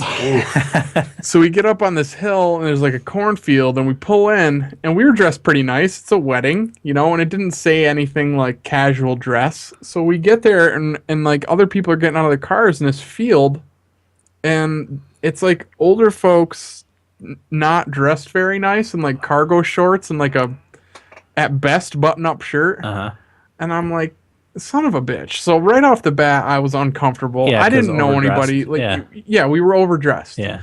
But luckily, like some other younger folks started rolling in dressed how we were, and I was like, all right, well, at least we're not the only ones. So from there, we got pulled up into a field behind a bunch of cornfields, pulled on a bed of hay bales by tractors up to the wedding ceremony. My favorite part of the whole ceremony was this big ass wooden gate that they had built with these wooden doors. It looked awesome, and I wish I could take it and put it somewhere, like anywhere. It was so cool. Like, I should have taken a picture. I don't know why I didn't. But anyway, you go through that, and it leads down, the walkway to the arch that they had built, which was like birchwood or something. And then each side of the walkway was hay bales for you to sit on. Now, this reminds me of Dwight and Angela's wedding, by the way. She told me going in that like this girl that she was friends with was, just a fairly classy girl, whatever, and the guy was in the military, and he didn't look like a redneck or anything, so it was kind of weird that they had this kind of a redneck theme going on. But it was mixed with they tried to go for a classy redneck thing, and I just didn't work out. I didn't get it. It just didn't work for them. So anyway, it got pretty uncomfortable sitting on these hay bales, as you would imagine. Yeah. The wedding started probably a half hour later than it was supposed to, so we're sitting on these hay bales, which sucked. And then it's fucking hot out. It was like 85. Yeah. In the middle of the day in the sun. So, the ceremony's going on. One of the bridesmaids had a small child who wouldn't stop crying, and the priest ended the ceremony before they did their vows, which they wrote. Like, out of the blue, he told, for the first time, I'm happy to present, you may kiss the bride. And they both were, like, looking at him. And they did this weird, awkward kiss. And then he apologized. And then they read their vows and did another kiss. And I was like, what the fuck is going on here? So they didn't practice, obviously. So, after that, just when you thought the awkwardness was over. Oh, jeez. After that, as the wedding party is leaving, two of them, the girl that had the small child who was crying was, I don't know, married to one of the guys in the wedding party, and they're arguing with each other, walking up the fucking aisle, and then we get pulled back down to the field on the tractors with the hay again, and drive down the road to the groom's parents' house where the reception is. So, whatever, nice little setup. They had some pretty cool stuff set up there, actually. So we go and get some punch. We were one of the first 5-10 people back there. So there's 12 tables under a tent. So we pick a seat. No assigned seating. Yeah. Bad idea. Yeah. Hate that. So we sit at a table, and people are starting to filter in, whatever. And the more and more people start filtering in, we realize nobody's sitting with us. And it gets to a point where all the tables are full, except for us. There's 6 or 8 chairs at each table. So it's me and my fiance at one table, like 10 full tables, and then another table with a well-dressed younger couple by themselves where nobody's sitting. So in my head, it became a battle between the two couples to see who was the shittiest couple. who was going to be left alone. It was us. We were the shitty couple. Nobody wanted to sit with us, and it was fucking awkward. Christy was the only person from her high school there. Really? She was the only high school friend that got invited. She knew a few people, two of which who finally did come sit with us, who turned out to be her ex-boyfriend's friends. Oh, jeez. So that's who we got to sit with. Oh my god. So the wedding was a blast. The food was terrible. Did you at least get to drink a lot? No, because I wanted to fucking leave. Oh, gotcha. You know, I went in prepared to mingle. Yeah. Get a good buzz going. Yeah. So I started off, had to do a little double fisting, and then I realized we ain't staying here very long, so I stopped drinking. Oh. That's too bad. So. Hey, Eric. Yeah. I shared a beverage this weekend with a gentleman who described a wedding very similar to the one you just described. Really? And I'm wondering if it's the same one. Dude, what did he look like? There was a guy there that I so badly wanted to chat with. I looked at him. I said to Christy, I go, I think I want to hang out with this guy today. I can tell by those sideburns that he is a gamer. This guy's tall and skinny. Okay. Was he in the wedding party? Dark hair. No, I don't think so. Okay. But he said he was nicely dressed. Okay. And there were people there that just most people were not. And he felt Did very he say where it was? I don't remember. He said it was a country wedding.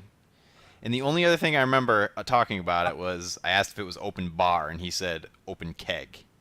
There was no keg. Okay, so it wasn't the same wedding. No, beers and coolers. Okay. Bummer. That would have been funny. That would have been awesome. Yeah. So yeah, that was my experience. And then we took the nephew for 2 days, and he was not as good as he usually is. Gotcha. He had been traveling a lot and he's 6. Uh-huh. So I tried to give him the benefit of the doubt. Yeah. Okay. So that was my week, guys. Sounds good. Killer. It's a blast. Sorry, man. That's never... Whatever. Yeah. You know, you win some, you lose some. Yeah. Anybody else? I'll go next. The only thing I have to talk about really is continuing to watch Game of Thrones. I'm in season 5. I watched the first episode of season 5. I won't talk too much about it, but I can't stress how awesome the characters in that show are. Amazing.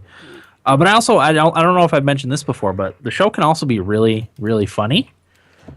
Yes. Some of the situations and some of the things the characters say are legitimately funny. Part of it is breaking the tension of some of the other parts, but I think that was one of the points in the story. I had read that some other people have thought that the banter between some of the characters was really funny from the books. So one of the things that stands out in my head when you bring that up, Dan, is I forget what season it was in, but Tyrion is like joining the small council for the first time or something like that, and they're shuffling chairs around the table. Yes. Do you remember that scene?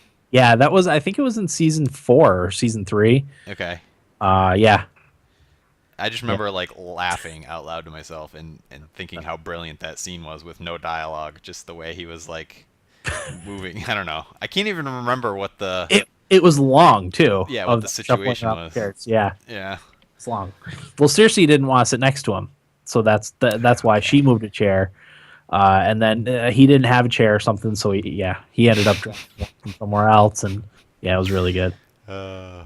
But again, I go back to it kept me from playing Final Fantasy Type-0 or Type-0. It kept me from playing a lot of other games.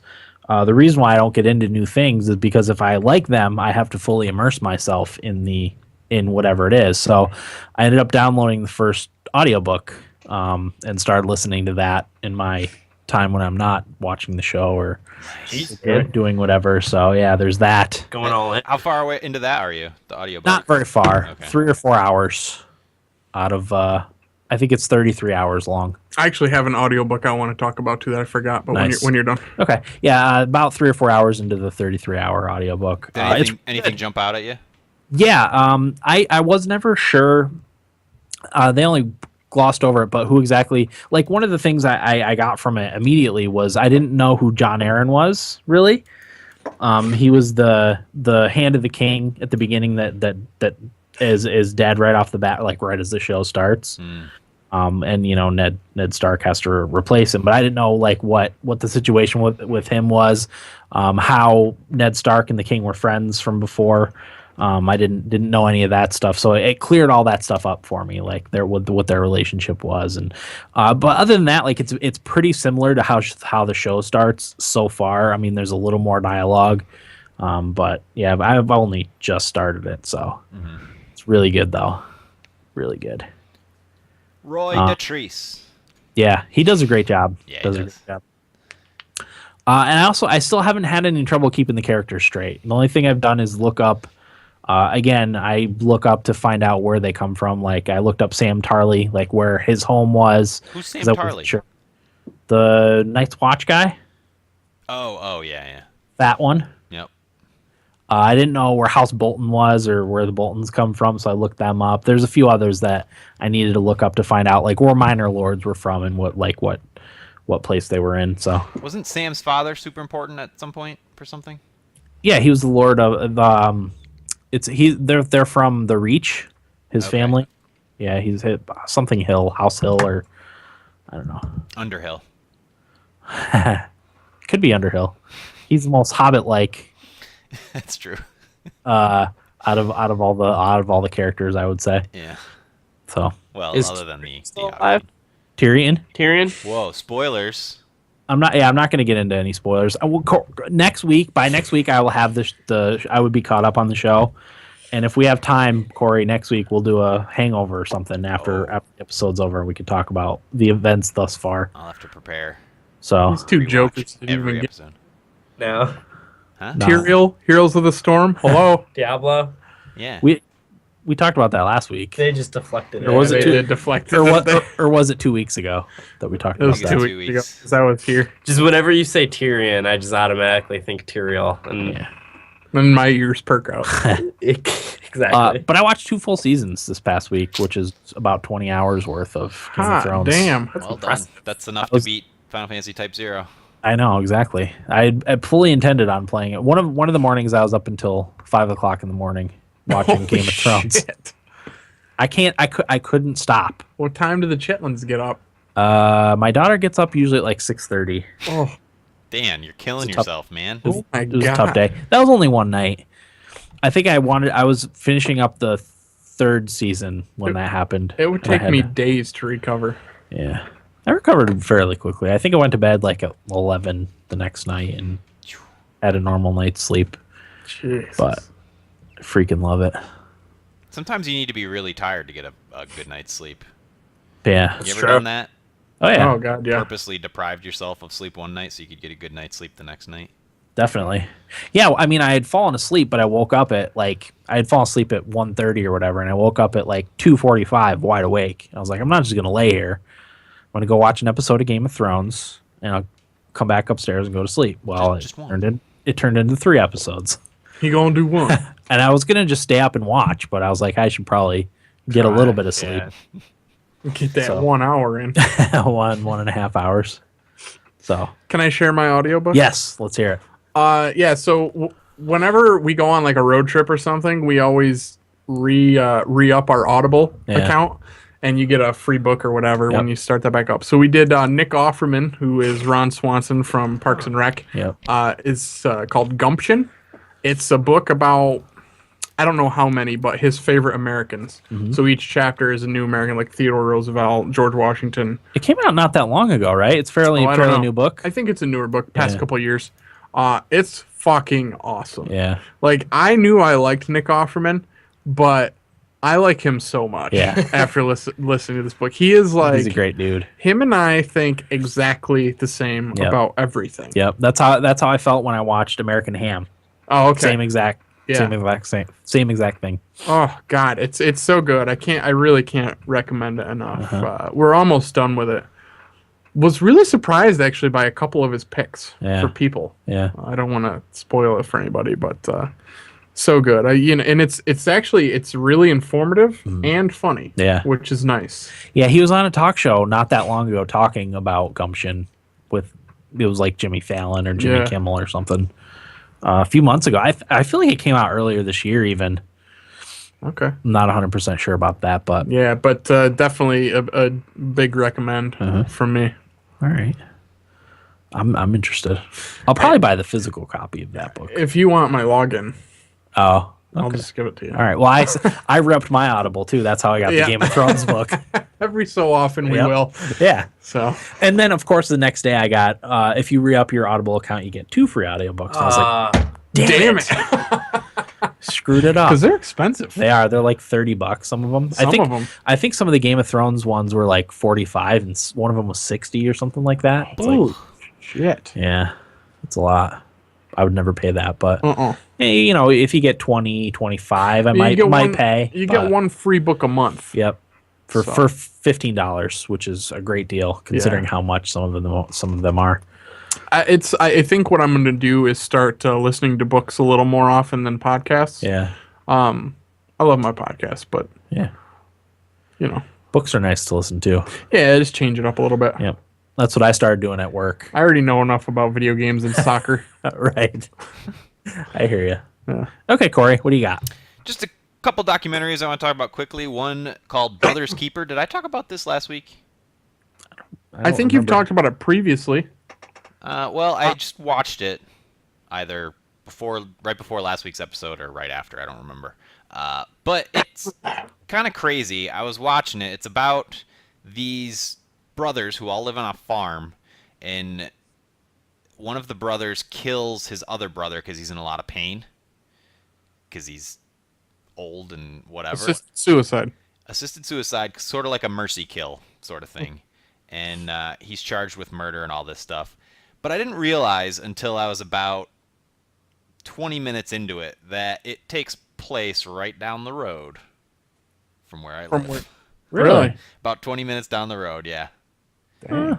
And what tipped me off was the guy was wearing a baseball cap that had the name of the hometown that my girlfriend's from. And I'm like, well, that's weird. That sounds... Why is he wearing that hat? It's a coincidence. And so we looked it up, and it takes place in Munnsville, Oh, wow. New York. crazy. It's bizarre. Great documentary. These guys are hermits. They're illiterate. The two brothers slept in the same bed together. And I think they were in their 50s or 60s when the one killed the other one. But really interesting. And I always talk about how, like, when I'm going to my home in Newark Valley, from here you take like County Route 26, and it's all these back roads, and you see all these dilapidated houses and like barns caved in, and like little itty bitty communities of 2 to 3 houses, and you're like, who are these people that live here and work here? And I think that's the exact type of person that does that. You want to do a documentary up there? I'd love to So would I. go door to door, just ask people what they do with themselves. Because people like that like to share their story. Yeah, well, these guys, like, they were, God bless them, very, very simple people. But, like, he told the police he killed him, and then he later said, oh, I said that, but I only wanted to go home. I didn't actually do it. And he ended up being acquitted because they just had no evidence other than his testimony saying he killed his brother. Mm. So he was Sounds acquitted. good. But like the community banded behind him because it sort of turned into the like urban like city folk trying to persecute this guy, like this country bumpkin kind of thing. So like the country united behind him and all that stuff. And it's actually really, really interesting story. Huh. Then I watched another one a couple days ago called The Source Family. If you were a hippie who lived through the 70s, you're probably familiar with The Source Family. It's basically a cult ran by this guy named Father Yod. Or This is my alley. I'd love to watch this. Yahoka or something like that. Oh, Eric, I think you'd really enjoy it. Yeah. These people are so like space cases. It's ridiculous. They had all these names for themselves, like electricity and orbit and ISIS and I don't know, or not ISIS. What was that? Iris. I'm sorry. ISIS. Iris. But yeah, it was this guy who just had a lot of money and invited all these people to live in this house. And somebody captured a whole lot of photographs and video footage of this cult living together in the 70s. And all they did was smoked a bunch of marijuana and did a bunch of LSD. Like they had a morning ritual where they'd stretch and like they'd have a meditation period, and Father Yod would just riff, and people would come up and take like a huge hit of marijuana. And the one guy's describing the situation now, what it was like back then, and he's like, you'd get up in the morning, empty stomach, take a big hit of marijuana, and it was like you were on LSD. But they describe the events so vividly. It's like you can tell they like look back really fondly on it. And it's really interesting. There's footage of a woman, like there were underage people in this house, and they would like get married to the older guys. Just really weird, creepy stuff. One of the women got pregnant, and there's video footage of her giving birth, and the baby comes out stillborn. There's video footage of this. And Father Yod comes up and says like a little prayer, and the baby resuscitates. Yeah. Oh, God, and that just fed into his bullshit. It shows them, like, everybody around is like, they're praying and like bowing and tripping, obviously. And this woman's just like fully nude, giving birth to this baby that comes out with the umbilical cord wrapped around its neck. And you could see Father Yod like reaching his fingers in and like pulling it out. And then, oh my God, it's the craziest thing I've ever seen in my life. The Source family? The Source family. Okay. Was it stillborn, or because when babies are born, their lungs are filled with fluid and they can't necessarily breathe yet? How dare you? Well, I call Don't BS. you Defy. And I always call Father BS Yod. on that. Father Yod Father revived Yod. the child. I'm a very skeptical person. I call BS on that. I'm with you 100% on that, Dan. But still, it's Any reasonable person. Still freaky. bizarre stuff. They had like 100 some people living in like a 3-bedroom house or something. I don't know, man. Holy shit. Is Father Yod still with us? He is not, and that's part of the documentary as well. His passing. No. My fiance would love this too, so I will definitely be watching that. Yeah. Netflix? Netflix, yes. Both of those I just spoke about are on Netflix. However, the last thing I want to talk about is not on Netflix. Fear the Walking Dead. The new The Walking Dead show. Yeah. There's a new Walking Dead show? Yeah, it's a spin-off. Spin-off that sort of focuses on the outbreak in Los Angeles. Do I need to watch the original to watch that? No, it stands on its own. And I wanted to watch it, but I don't have cable, and I don't like to go places on Sunday nights. I like to be home and relaxing before I have to go back to work on Monday. So we didn't want to go anywhere to watch it, and I was weighing my options, like searching around on the internet. I went to the Fear the Walking Dead subreddit and just typed in like live stream, and one of the things that came up was this thing called Sling TV. Yeah. Have you guys used Sling TV? No, but it's on with it. Xbox, I believe. Yeah, so what I did was you can sign up for a free trial of it, and one of the channels it has is AMC. Oh, nice. And when you're signing up, you can, just like signing up for a cable package, you can choose like different like blocks of channels. Like I chose like the movie channel and HBO. I just pretty much signed up for everything. There's a lot of sports channels. I think NBC is on there, Eric. It's one of my options for soccer that I've looked into. NBC might be on there, but NBC Sports is different. I think, yeah, well, NBC is not on there. I think it was NBC. Oh, maybe it's, is there like a oh, maybe I'm thinking of Universal Sports. Is that a channel? It probably. Don't throw these around lightly, Corey. Univision? I don't know if Univision's on there. There is a lot of Spanish language channels. But anyway, I just basically clicked every package that was available because it was a free trial. I'm not going to pay for it anyway. So now I have a whole bunch of live TV I can watch, which is pretty cool. I can watch HBO. There's all the Epix channels, which has good movies on it. El Rey is like a channel I had never heard of, but that has some pretty good movies on it. I was watching Big Trouble in Little China. Oh, jeez. But I was able to watch Fear the Walking Dead live, which was pretty cool. But I think a lot of people had the same idea as me, because towards the end of it, it got real laggy and then just stopped working. Nice. So I didn't get to watch all of Fear the Walking Dead, but it's really good. I really liked it. Yes, Corey, it's Universal Sports Network. Gotcha. Okay. But BN Sport is on there, which has a lot of soccer, just not the league that I want. Yeah. But yeah, it is a good option for people that don't have cable. I've thought about doing it a few times now. Yeah, especially if like you watch a lot of AMC, you know, it just depends on what you like to watch. Yep. ESPN's on there. Yeah. Yep. There's a couple sports channels in the basic package, which I think is $7.99 a month. Maybe a little bit more. I don't remember. But yeah. I thought 20. It's 20. The best of live TV package is $20. That's believe that's base. And then to get like the extra sports and stuff, it's another $5. Yeah, everything I clicked, my total added up to like $70 or something like that. Yeah. But again, I'm just gonna cancel before my week's up. Yep. Okay. Any other thoughts? Nope. All right, well, we'll take a quick break and be back with our what we played this week in just a moment. Okay. I'll be right back. When did we play start date? It'll be 1:50:04. Yeah, I'm going to go drain the minnow. I'm tired. Oh, yeah.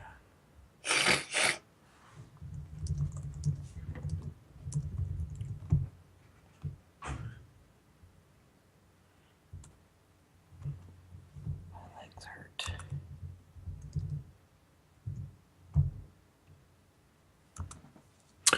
Fubo TV is another one, FUBO, that has soccer channels. Let me see who they carry. Quakes. They carry La Liga, I do believe. Tito. Recently added.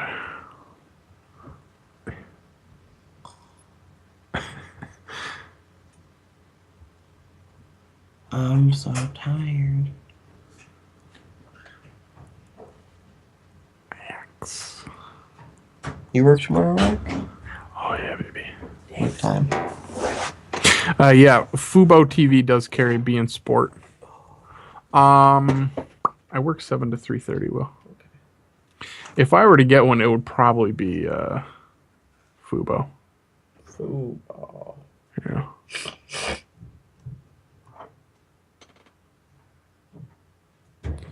Although it doesn't have the Bundesliga. The Bundesliga. Is that German? Yeah. Yeah. Das ist Meinhausen. But the Bundesliga is on Fox Sports 1 now, which I can get through PlayStation View for $12.99 per month. One channel? Yeah. If you watch it a lot, I guess it's worth it. But I don't think I would. Is, is View worth it at all? No. The thing is that all my free time goes to video games. So like having the soccer available, if it's not my favorite team, having soccer available to watch is always going to be secondary. Yeah.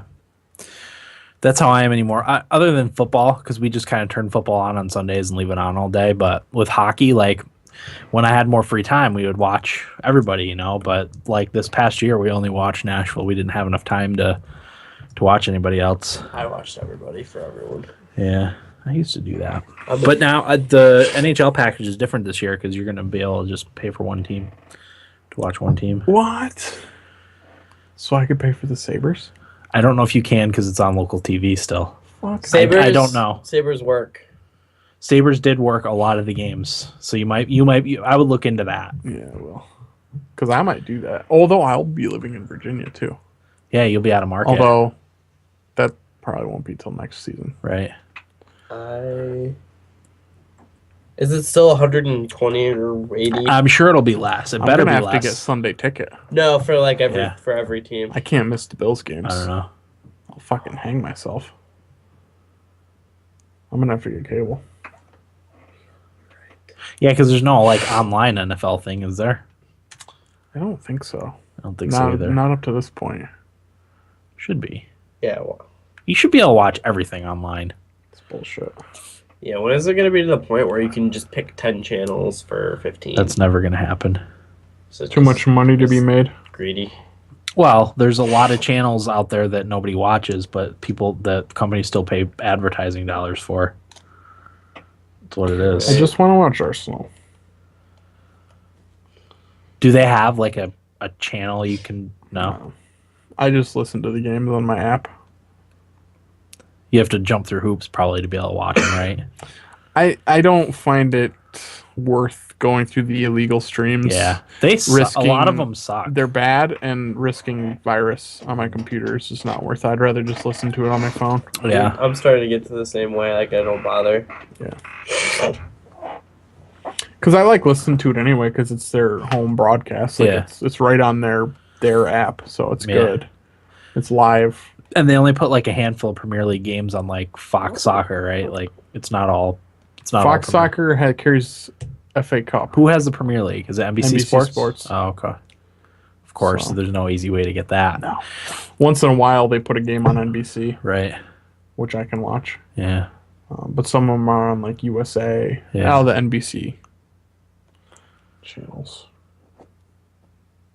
But it's BS. It's fucking stupid, is what it is. It's absolutely BS. You should be able to sign up to watch Arsenal games online and only Arsenal games online, you know? Yeah. I don't know why they don't do I'd that. pay a yearly fee to watch that. Exactly. Fuck yeah, I would. And probably a lot, too. I would pay a lot.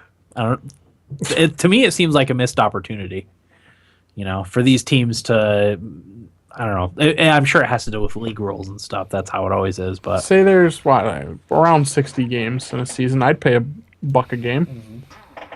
$60. Hi guys. I'd probably pay more than that. yeah, exactly. Especially because like with the NHL package, they break it up monthly. So, like, say you were paying $100 altogether, 4 months of $25. I'd pay that. There you go. Yo, Dan.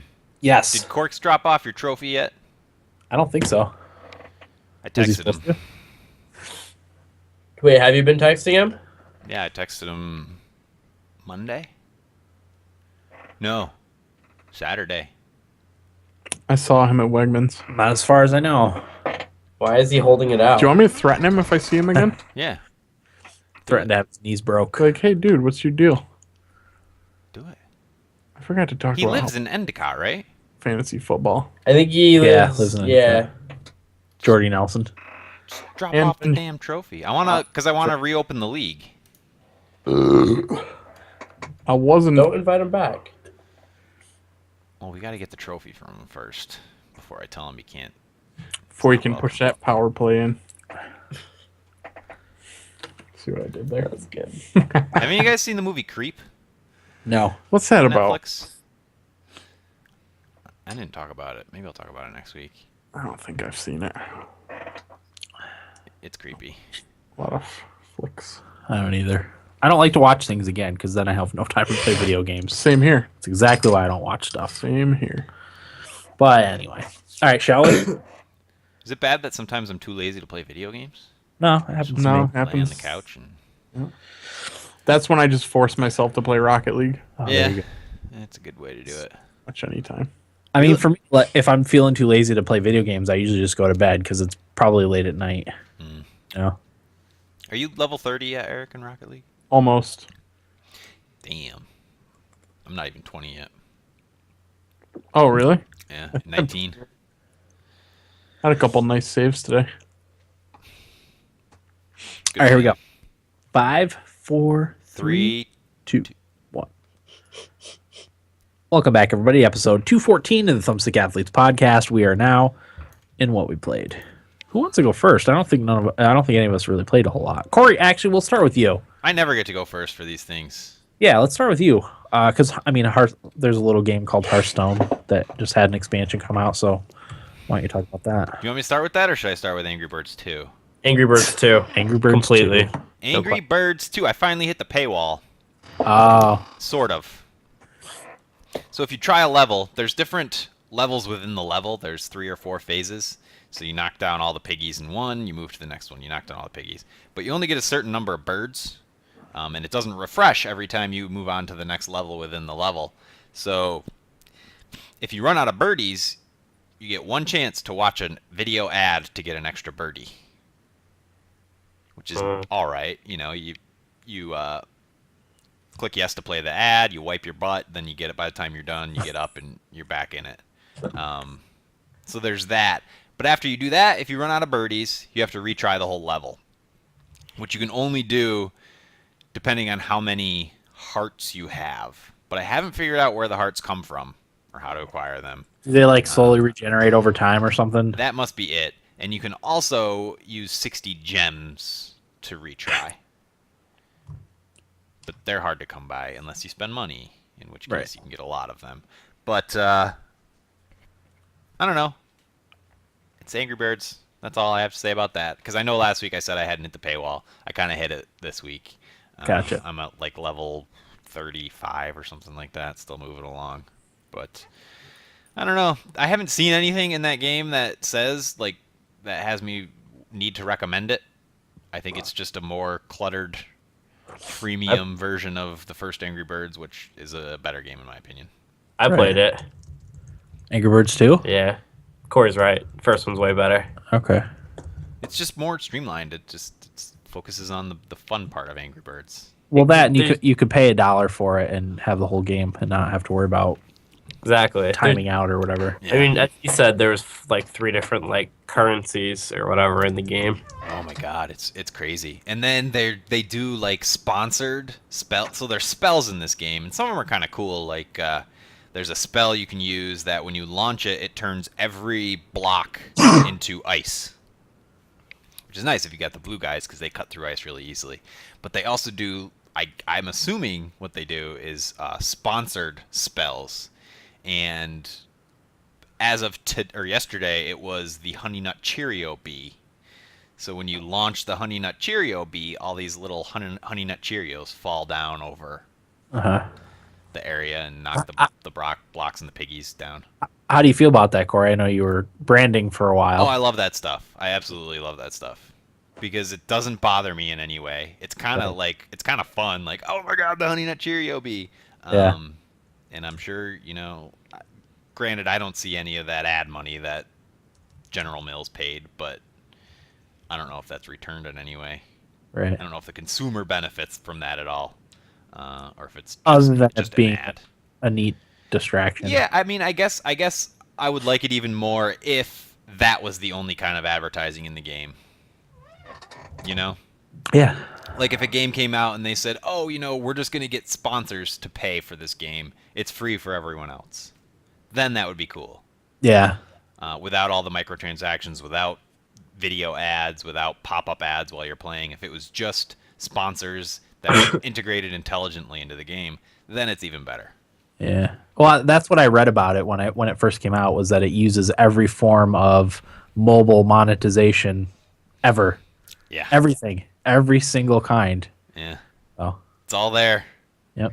It's sign of the apocalypse. Yep. NHL 14, my friend of mine came up to visit this past weekend, and we played a lot of video games. And he's sort of like my video game rival. You know how in Pokemon it's, what's the guy's name? Red? Gary. Yeah, he's kind of like my Gary. Lupica? Yeah. Yep. We used to play, because we went to college together and we lived together for many of the years. We just played all these games against each other all the time, like the NHL series. He unfortunately got the better of me in NHL, but in doing so made me remember how much I hate those games. Yep. Because we've beat this horse to death many episodes, but I think we haven't talked about it in a while. What bugs me about it the most is it's too random what happens. Yep. There is some skill involved, but it just sometimes it's like, oh, because this is Zdeno Chara, this is a goal regardless, because he's slap-shotted from the circle, just because it's Zdeno Chara. You could enter any defenseman's name and slap shot from the blue line will go in. Yeah, I mean, occasionally, yeah. That's the only goals I score in those games. It's the only shots I take. Well, Lupica's goal, same goal every frickin' time. Skate top of the circle, skate right, shoot left, up in the corner. Every time scored. Every time. I finally figured out how to defend against it, but he still ended up getting the better of me. And sometimes, a couple times, I was up 3-0, and he came back and beat me. Oh. Yeah. Okay. Come on, Corey. Those ones hurt. I did beat him a couple times. It wasn't like he didn't shut me out or anything. And then he got all cocky and played as an AHL team and had 4 goals on 6 shots. And fortunately I had 6 goals, so I did beat him in that game. But I had like 27 shots or something like that. Did you play as an NHL team? Yeah. But still, like, just the 4 goals on 6 shots. I mean, come on. You don't need to tell me about a record like that. If you remember when you and Will played me and had 1 shot that went in, and I had 40-some shots that none of which went in. It just pisses you off. Oh, boy, did it. It was the best game of NHL I ever played in my life. That's one of the games that made you stop playing. Yeah. Yeah, that's when I knew that game sucked. When I played, probably as good as anybody's ever played in an NHL game. I just remember me and Corey being sloppy, going off sides all the time, icing it. God, I was playing a staunch D that game. Why do you think it's the more modern iterations of that game that fall to that? Because I felt like early on, like was it NHL 11? 11 was fucking amazing. It was really balanced, I thought. But maybe because it's more arcadey, and I don't know. I felt like you could control your players better at the very least. Yeah, you can. I don't know, Dan. I hate NHL. I hate it. They ruined it. They really did. And we have this argument or discussion all the time, like realism versus like fun. Like, look at Rocket League. Yeah. That's just ridiculous, but it's awesome. Yeah. A lot of it is how well it plays too. Yeah, I want an Great awesome hockey game. Yeah. Not a real hockey. I don't even care about realism It can anymore. happen too. Yeah, because it happened. I liked 8, 9, 10, and 11. 11 was the best. 11 was the pinnacle. 3-on-3 arcade. Yeah, that was Oh, did you play that one? I had that. Yeah, that was fun. NHL Arcade was a blast. Yep. That's why I talked about this before, but I want like what's the women's lingerie football league? I want them to make a video game out of that because I feel like it would like change the genre. Yeah, like Not because you're a pig. No. It has nothing to do with the lingerie. Like I don't like care about that. NHL Street. Yeah, exactly. Oh, that would be even if it was like roller hockey. Yes. That Maybe would roller be hockey awesome. with NHL players. Beer even. league hockey game Yes. with just stupid mini games and just I don't know. Something. NFL Street games and NBA Street were great. Yeah, I agree. I'd buy one if it came out now. It's definitely. I'd be more willing to buy that than I would the real version, like a Madden. You played Madden. Yeah. Are you gonna talk about that? Yeah, I forgot to tease it. God. Speaking of forgot to tease. God, guys. Hey, listen, Dan and I are getting up there in age, Will. I turned 32 in less than a month. Oh boy. There's that. You're making my job so difficult. Sorry. Had to amend his notes. Anyway, got around to playing some Super Smash Bros. I impressed myself for the first half, and then he beat me quite handily the rest of the time. You played Lupica. Lupica, yeah. Just 1-on-1, 4 stock, random levels every time. Who'd you use? I'm really good. I think my best guy is Wario. I agree, having played you against him. Yeah. I also like to use DDD, but he's not so good 1-on-1. He's better 1-on-1 than he was in Brawl. In this one, because his down and B or over B is always the spike rather than random crap, and that's really handy. But again, yeah, he's not very good 1-on-1. I use Ness. I use Bowser, little baby Bowser in the buzzard thing. Bowser Jr. Bowser Jr. Yeah, I use my Mii, who I Isn't created. it funny that none of us use the same characters? That is weird. Yeah, I mean, I use Ness, but that's the only overlap with Corey. I use Pac-Man and Pikachu. I was best with Greninja and Link. That's weird. Yeah. That's so funny that none of us really overlap with the characters we use. Link is way better too in this game. I still feel like. Yeah, he is. Hey, what's the knock on Little Mac? Is it just his recovery? Yeah. Because I actually am pretty good with Little Mac. His air fighting is awful. Yeah. He's pretty much on the ground, like... I prefer to stay on the ground, though. Yeah, if you're good at that. Yeah. Well, I'm not good at it. But I prefer it. If you prefer it, Little Mac is the character. He's just really fast. You just have to be careful. Let me ask you this, Will. Yeah. Go ahead. Finish your thought. I was going to say, a lot of people start off, and he's so fast, they just run off the edge and do over B. and where he does his jump punch and he just goes off and nobody can recover with it. Yeah. That podcast with that guy from Nintendo that got fired because of it. Yeah. He talked about Little Mac, and he said that Little Mac is his favorite character because people know how to play against him. And if you know that they know how to play against them, you can subvert that and do the opposite. Yeah. And he said Reverse that works psychology. really well. Yeah, you could definitely do that. Yeah. I was never very good at air fighting 'Cause either. They don't expect an aerial onslaught from Little Mac. Yeah, I mean, if Little Mac is not like an aggressive ground fighter, so if you're like more defensive and fight in the air, as Eric said, It's you like could win. if you were Brock Lesnar in real life in a UFC fight and he just comes out with a bunch of roundhouse kicks and Yeah. everybody's like, what the fuck? Exactly. Would have no idea. That'd be awesome. But yeah, that's I've never even thought about that. But yeah, Smash Bros. Is a really good game. Oh, yeah. Yes, it is. Real good. But I gotta trade. I'm trading it in, guys. You do what you gotta do. Yeah. Is that for your Oculus? I don't know. I'm starting to fall off the Oculus wagon a little bit. Yeah, I mean, you're just gonna get motion sickness. That's a big part of it, honestly. I'm but sure it is. I want to trade in. What? So then why would you trade in your Wii U if you're not getting Oculus ready?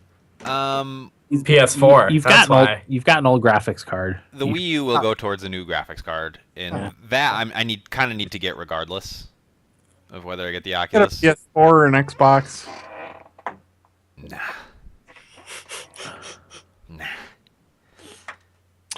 Are we doing our most valuable console again this year? Oh my god. We could. It's gonna be tougher. Yeah. We don't have to. I just was thinking about it the other day. It would be for me this year. Would be. Don't spoil it. Oh yeah, we won't talk about it. You guys giving out your awards early. Well, you know. Somebody said the other day their game of the year was blah blah blah. I was like, come on. So, Matt got the better of me in NHL and Super Smash Brothers, which That's sucks. But I was like, let's play some Mario Kart. And I whooped him pretty bad in Mario Kart. Nice. Was he saying that didn't matter? Not really. He's kind of fair about he doesn't. I don't know. It's give and take. It's a give and take relationship. Shit. Now I'm gonna be playing Mario Kart all this week. Thanks, Corey. Sorry. The mere mention. Just when I forget about it. Well, we started playing on 150cc, and It was too high for Corey. Had to turn it back to 50 like he's used no, to. it was too high for Matt. He couldn't hang in there very well, so we knocked it back down to 100, and he did better, but not good enough. Dan, do you want me to take your disc home with me so you can't play it? Yes. I will if you need me to do that. Hold it hostage like we threatened to do with your FIFA copies. Which would be difficult considering it's digital. Yeah. And then we played Hearthstone, and it was kind of fun. We came up with like a parameter, and the first time we did it, we'd build a deck, and the rule was no creatures above 4 mana, or no cards above 4 mana. Oh wow. Which was kind of fun. You build a random deck just based on the cards that you have in that rule, and then you battle each other. And I got the better of him in that as well. So I didn't end the weekend feeling totally depressed. That's good. I held my own in 2 games, and he showed me what's for in 2 games as well. But speaking of Hearthstone, the Grand Tournament expansion came out, and I had been saving up my coins for about a week, and I was able to buy 8 packs. Didn't get a single legendary, which kind of sucks. Oh, that blows. 2, by the way, Corey. That's How many ridiculous. packs did you get? Just kidding. I got 2 packs. I'm sorry. I didn't word that right. Oh, okay. Have you opened them yet? I did. Would you get anything you remember? Any legendaries? Nothing cool. But That blows. well, I shouldn't say nothing cool. Nothing really rare. I can relate to this from Ultimate Team and FIFA. When I open an Ultimate Team pack, I rarely get anything good, and it's the most deflating thing. Yeah. You'll get one fairly decently average guy, and the rest of the team you just automatically are instant sell. Garbage. Yeah. I can really. That sucks. And the thing about it was the cards that I did get, only a couple, 2 cards out of the 5 times 8, 40 cards. Probably 2 of them fit into the decks that I already had. and none of them really were enough to build a deck around. So I kind of had to play the decks I already had with these new cards slotted in. And where I was in the ladder, I was rank 14. And people who had either gotten luckier than me or had spent a lot more money and bought a lot more card packs than me had a bunch of crazy new cards that I wasn't sure how to deal with. Because you know, with these new cards, you don't know what the combos are going to be. You don't even know what all the cards are. There was like 130 new cards or something like that. So I'd see stuff I'd never seen before and not know what was coming next, and I was just getting destroyed. And it really kind of sucked. But it's also kind of fun because it is new and fresh. But I don't know. I don't know what I'm going to do. I kind of don't want to play the ladder anymore because I don't want to lose my ranking for this month. I mean, not that I really care, I guess. I don't know. No, you care. I would care. I'll just keep doing quests and keep opening card packs so I can get some stuff to work around. I love Blizzard so much. I don't consider myself to be that competitive a person, but I still hate losing. Just hate it. I don't mind losing when your opponent is superior, cordial. Oh yeah. It's the sorry, you know. Yeah. Sorry. Yeah. Guy. No, that's what I hated about it. If there's a way that they can troll you, they'll figure out they'll do it, you know. Yeah. I kind of got in the habit of just squelching my opponent right as the match starts when I'm not right. You know how you have those days where that's muting them. Oh, so you can't. You don't see anything. It's you have those days where nothing's going your way, and the one thing you hope to dig you out of that hole is a video game, and then you get sorry guy playing against you. Which, you know what, for me sometimes is Heroes of the Storm, and man, does that backfire. Yeah, exactly. I mean, you know that feeling, Corey, from Hearthstone. Indeed. But I do like how they launched it. The patch came out last week, and then Monday, just at a certain point in the day, they activated it. So that's cool. Some people were mid-match when they activated it, and there's certain cards that, like Unstable Portal, that summons a random minion. Like mid-match, when it activated, they summoned minions from the new cards, which is pretty cool. But yeah, like it's there's so many cards to wade through, and the community has so much work to do before they figure out what's going to be effective. I saw some totem shamans. Shaman is way better now. Some totem shaman decks with a lot of totem synergies. Yeah, I spent some time with a totem shaman deck that worked okay at first and quickly faltered. Yep. I don't know. I don't really have much else to say at this point. I need to figure out my it's going to take some time. Going to take some time, yeah. I mean, I still don't have very many cards. What a lot of people do, a lot of people play Hearthstone this way. They have one, maybe two decks, and that's all they play. And every card they get that doesn't fit into that deck or make that deck better, they disenchant for dust and use that dust to craft the cards that make those decks fun. But I don't think I'd enjoy that. That's not fun to me. I have a really good time just like going back to the drawing board and making a new deck, and that helps if you have more cards to do that. You can constantly do that and come up with fun things. But I don't know. Okay. Nothing else to add, Corey? I don't think so. Just other than that was Final Fantasy Type-0. All right. I'll go next. So I played Ark Survival Evolved. I ended up buying it. Did I buy it before last week? I think I bought it after the episode last week when we recorded. Maybe it was the next day or whatever. Jake had talked about it, and he had mentioned it. It's like a 3D Don't Starve.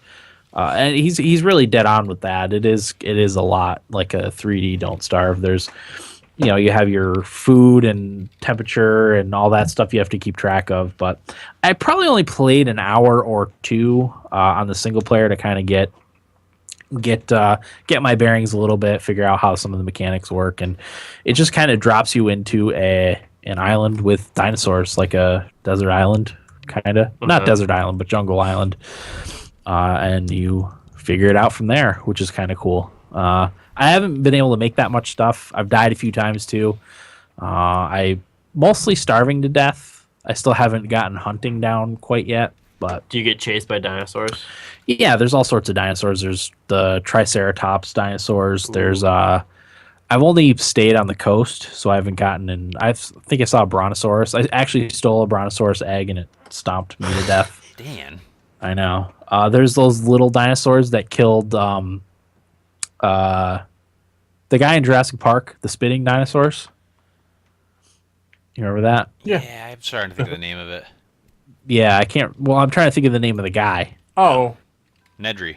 Nedry. I think it was Okay. Nedry. Yeah. Yeah. That there was those kind of dinosaurs, and Is there a Dilophosaurus. I don't know if there's a T-Rex or not. How can you not have a T-Rex? There probably is something similar. I haven't seen one. I haven't read too much up on the game though. But I mean, it's a really cool game. Jake said in the chat said it's coming to console in June next year. Okay. Yeah. I could So see I that. think I'm going to hold out for that. The only problem with that is we won't be able to play together. Yeah, but would we anyway? Well, my plan is eventually, after I get some way of doing it, is have a server, a private server, on probably this computer. Uh-huh. I want to take my other computer over there and use that for the Skype computer, and use this one for a private Arc server. But I haven't quite decided on that yet. But yeah, I really like it so far. It's really fun.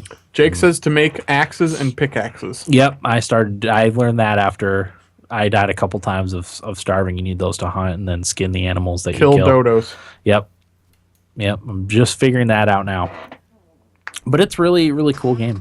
Nice. I really like it so far. Like I said, I only played about an hour or two. I had fully intended on playing a lot of Final Fantasy, and you know how that Game goes. of Thrones got in the way. Yes, it did. You can tame T-Rexes. Okay, yeah. There's a lot of things. They just added the Gigantopithecus, which is the giant apes that a lot of people think turned into Bigfoot. So there's that. Yeah, I mean, it seems like every week they add a new kind of dinosaur and a bunch of stuff. There's probably weekly updates, I'd have to say, on adding new things, fixing some things. It runs nice on my computer. It looks good. I might get it for PC. Yeah. I might get it for both. If you find a sale, it's just a little hair over $20. Yeah. So Should I I'll play bite. this now or wait? Wait. it's a pretty complete game. What's I the think they're objective? just. What's that? What's the objective? There's no objective. Make your own fun. Yeah. Which we've talked about. No Man's Sky. Corey hates this game. No. It's a survival game. Yeah. It's don't starve. It has a storyline kinda. Okay. You have to uncover as you progress through the game. I like that. There is an ultimate goal. But Get yeah, to the center of the universe. yeah, in No Man's Sky. Yes, This is just a planet in No Man's Sky. Maybe. It is. It is. Maybe. Corey's stumbled upon something. But it's surprisingly fun. I didn't want to play it too much because I didn't want to get hooked on it either. That's another reason why I only briefly tried it. Because I still have to beat Valkyria Chronicles and now Final Fantasy Type-0. So I played the new map in Splatoon. I really like the new map in Splatoon. I've started to get the hang of the splat bucket, which is good because I wanted to have more weapons in my arsenal than just the roller. I really like the roller, but it's not very good for some of the ranked play modes. So I wanted to have the splat bucket as my alternate weapon. So I've kind of gotten the hang of that. I don't have any interest in the upcoming Splatfest, which I believe is next weekend. It's Autobots versus Decepticons, which is from Transformers. I only like the first Transformers movie, and after that, I don't really care about any of the others. I saw the second Transformers movie. I thought it was bad, so I lost interest in it. I was at a wedding about a month ago, and one of the servers looked exactly like Megan Fox. Really? Yeah. My girlfriend was like, "Has anybody ever told you look like?" And she finished the sentence, "Megan Fox." She's like, "Yeah." That's a pretty high compliment. Yeah, I though. was going to say, that ain't too bad. Well, apparently she got it a lot. Hey, Dan, just going Yes. back to ARC quickly. Yeah. Jake had a couple recommendations in the chat. Yes. He said to let him know when you start a server. Is that still in the works? Yeah, I mean, it won't be anytime soon, but I will definitely let you know. It'll be a Thumbstick Athletes server. once we get it set up. I'll let anyone in the Thumbstick Athletes community who wants to play can join the server. Yeah, it won't be for a little while still. But go ahead. Until you buy your own server? No, you don't have to. No, I mean hosting hardware. Yeah, I need to have. Like I said, I want to take this laptop here and switch it out with the computer over there. I'll use the computer over there for Skype again, and then I'll just use this for the server. But it'll probably a couple weeks. I'd have to say. I've got to sit down with it and figure it all out too. But there's community mod tools that make it easy, apparently. So that's a good thing. Oh, nice. And then just a couple recommendations. He says make axes and pickaxes. I already told him that. Yep. Oh, you did. And then down to the last one. there are beams of light that beam down supply chests that have goodies in it. Oh, okay, that's good to know. I saw one of those, but I got close to it and I got killed by those. I got killed by those poison spitting dinosaurs. With the hoods. So yeah, but yeah, it's really fun. I mean, every level you go up, you get to pick recipes for crafting things, and it's a pretty fun game. Nice. It's surprisingly fun, and I haven't had any issues with it. It runs nicely on my computer. So yeah, that's all for Splatoon. Valkyria Chronicles. So I took Will's recommendation. I had planned on just binging through Valkyria Chronicles, just finishing it off. I'm close to the end, but I'm starting to have some frustrations with it. Some of the battles you fight, they're impossible to beat without prior knowledge. There's a lot of them have like a mid-battle event that you reach if you do something. So, you'll beat a certain amount of guys, and then something will happen. And it's just impossible to accommodate for that if you don't know about it coming. So, like, if you have guys out of position and like, oh, look, another army came in to join the battle, and they're all out of position. They're behind you, and they just wipe you out from behind. If you don't know that going into the battle, like, it's almost impossible to beat those on the first try. Yeah, which is frustrating because that kind of takes the strategy out of it. Once you know what's going to happen in the set, the set piece or whatever in the middle of the game, like it takes the fun out of it for me a little bit. So yeah. That's a little frustrating. I'm with you. That's why I started playing watching Game of Thrones. I was like, I'm going to watch Game of Thrones instead. Probably that with the combination of you forcing yourself to play through it faster. No, that had nothing to do with that. I had tried it a couple times, and even knowing this particular thing that happened in the middle of the battle, it's still hard to accommodate for. Yeah. And I died probably 3 or 4 times trying to do it. And I was like, I'm going to watch TV. So, but that's really my only complaint about the game so far is that, and it's a fairly big complaint at this point. Yeah, I'm with you. Anytime like you're forced to fail in order to beat something. Yeah. In any game, it's kind of cheap. Yeah, definitely. And I can remember specifically a couple matches in Valkyria Chronicles where exactly what you described happened, and just the amount of frustration. Yeah. And having to go back, and even going back and trying to, make sure your guys are in the right position. So once that second phase of enemies comes, it's still really difficult. They have to be in the perfect position too. There is absolutely no way you could go through that battle and win it the first time, not knowing that whatever this event is going to happen happens. There's just no. So that's frustrating. That's too bad. But ultimately, it's an awesome game still. So I will hopefully beat it before too long. At some point. And that's all I played. Will, what do you got? I didn't really play anything other than some heroes. They added the new map today, I believe. Yeah, I did. I did hear it was supposed to come out today. What's it called? Infernal Shrines. I was gonna say Pillars of Eternity, which clearly is not right. That's a game, Eric. Yeah. You idiot. Idiot. I don't know how much they've changed on it. I haven't done a lot of research, and I haven't been playing a lot of that game recently.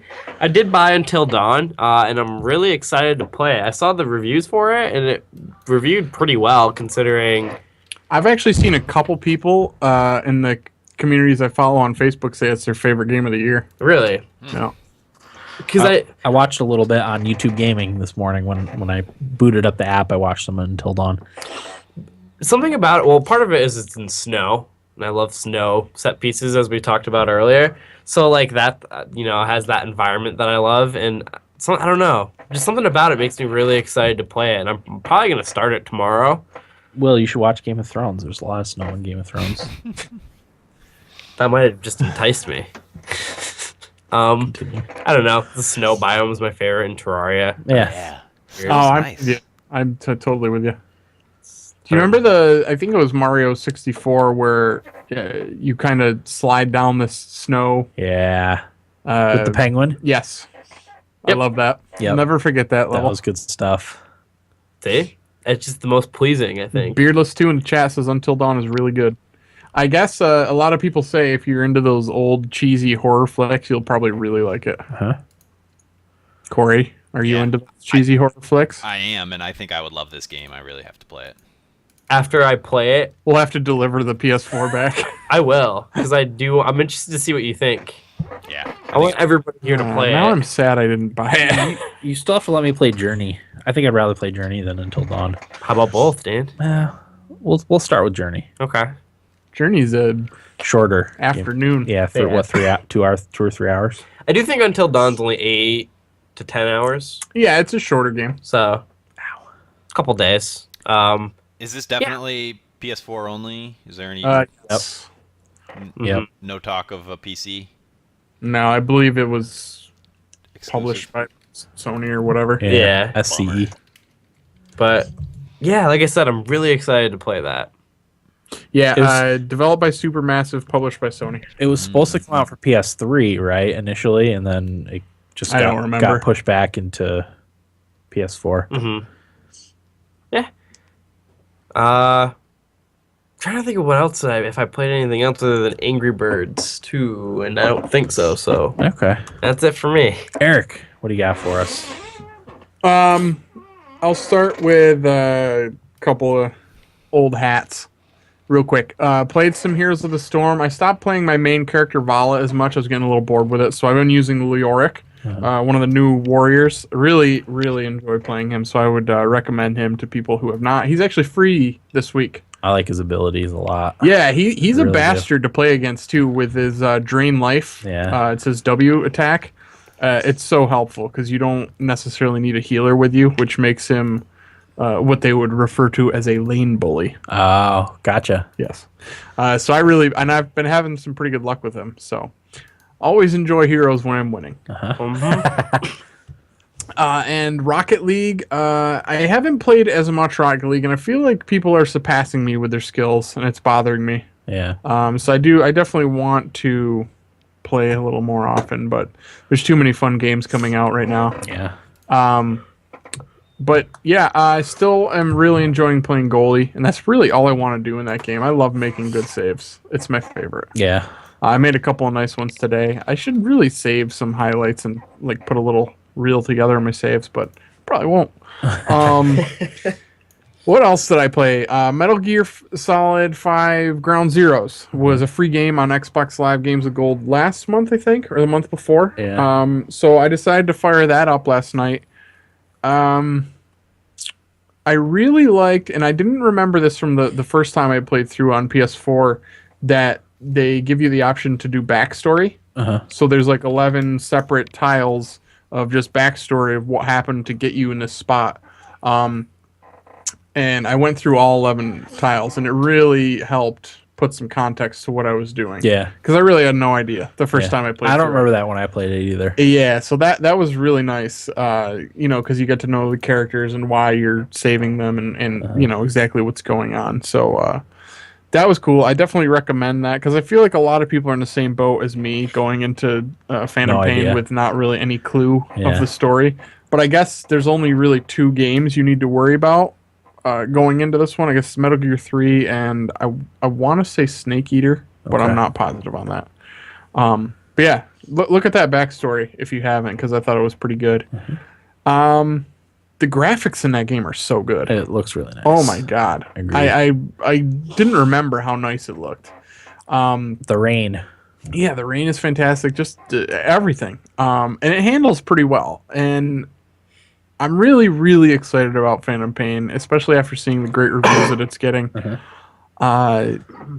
Also It's- looks good on not to change the subject, Yeah. but also looks good on last gen systems apparently. Oh, Also really? look really good on Xbox 360 and PS3, which I thought was cool. I believe it. The way it looks on the new ones is fantastic.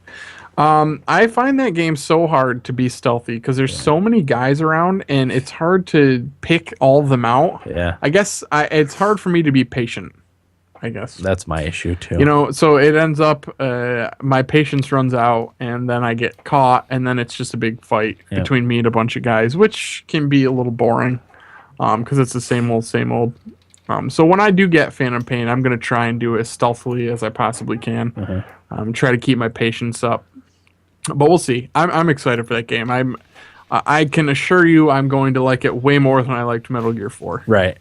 I just the control scheme on that game just fucked with my head. Yeah. I had no idea what I was doing. So the last thing I played was I signed up for EA Access because I did not want to buy Madden, but I always get that little itch to play Madden. Yeah, definitely. So I did Me too, by the way. Yeah, so I signed up for EA Access because I looked at it like this. I said, I'll be able to play early access Madden, and I know I'll get FIFA, and I always want to get that early. Yeah. So I'll be able to get that early too because it's within the month period. So I did. I played, I don't know, probably 2 games on Madden. It starts off. It's actually got a pretty cool opening featuring the Steelers and Cardinals, which was a Super Bowl, 2-3 years ago, 4 years ago, however long ago it was. But it's got current roster players.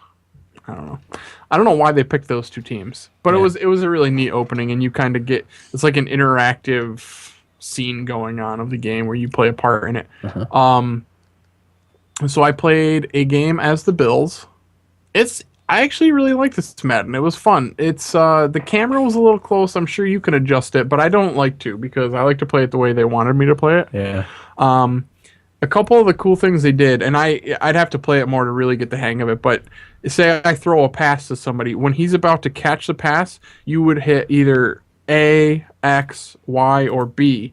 So X would be you would have your receiver get in position for yards after catch. So he would grab the ball, turn, and run. A is possession, I think. So we would just kind of grab it and prepare to get hit or drop to the ground. Yeah, Y but is make the catch. Yeah, Y is an aggressive catch, which I think is more for when the ball's in the air and you have to make a great play. So if you throw it up to, if you have Jordy Nelson or somebody who's a fantastic receiver, the dude from the Cowboys. Des Bryant. Des Bryant would be perfect for this. You just huck it up to him and hit aggressive catch. He'll He's go up and probably get it. going to go up and get it. Yeah. I did it with Sammy Watkins on the Bills. I had an 81-yard touchdown. It was pretty freaking sweet. Nice. But yeah, so it's got some little extra stuff added into the passing game, which was a lot of fun. Yeah. I did find the running game to be pretty sluggish. You'll see holes open up, but the controls aren't reactive enough for you to actually go through the hole when it's there. So you'll either run into the ass of your lineman, and it just feels kind of clunky and slow, like you're in mud, kind of. Yeah. Which was frustrating. I said that'll be next year's big upgrade. Yeah, the running game. the running game. A more reactive running game. Yeah. But it was fun. I mean, it scratched the itch. Not going to buy Madden. Whatever. Yeah. That was It's another enough. Madden. I don't know. Okay. That EA Access is kind of a good thing because then It you is. wouldn't have blown the $60 to play that Madden. EA Access is really nice. Yeah. I'm a big fan of it. It's $30 for a year. That's so cheap. Yeah, and you get a discount on all EA games, early access to them. And Dragon Age is in there The now. vault, yeah. Yeah, Titanfall's in there. So there's some good stuff in there. It's worth it. Absolutely. It is, in my opinion. So, I don't know. I think people that play Madden will like Madden, as usual. It's a good presentation. Yeah, I saw someone. It was a forum on, the comment section underneath the Madden review, and someone said, I'm not going to play it this year. And the guy that commented on his comment said something like, well, you must not play online because you can't afford to take a year off. If you're a heavy online player, you got to buy it every year and keep playing to keep your skills up. I was like, I guess I never thought of it that way. But yeah, if you plan on playing online at all, you just really can't skip a year. I've always found the online servers to be kind of shitty for Madden. I never. It liked always playing feels Madden kind of online. laggy. Yeah, I never liked playing Madden online. Yeah. Yeah, you're right with that. I don't know. I've had some fun games and some really bad games, but there's just so many other games I'd rather play online. So it's just not worth it. Yeah, I hear you. But I believe that is all I played, Dan. Okay. Covered everybody, right? Yeah. All right. Did we get any feedback? Yes, one email from Tito Okay. that I'd like to read. Perfect. Tito from LA says, I was able to get my 2 new Nintendo 3DS just 2 days after placing the order.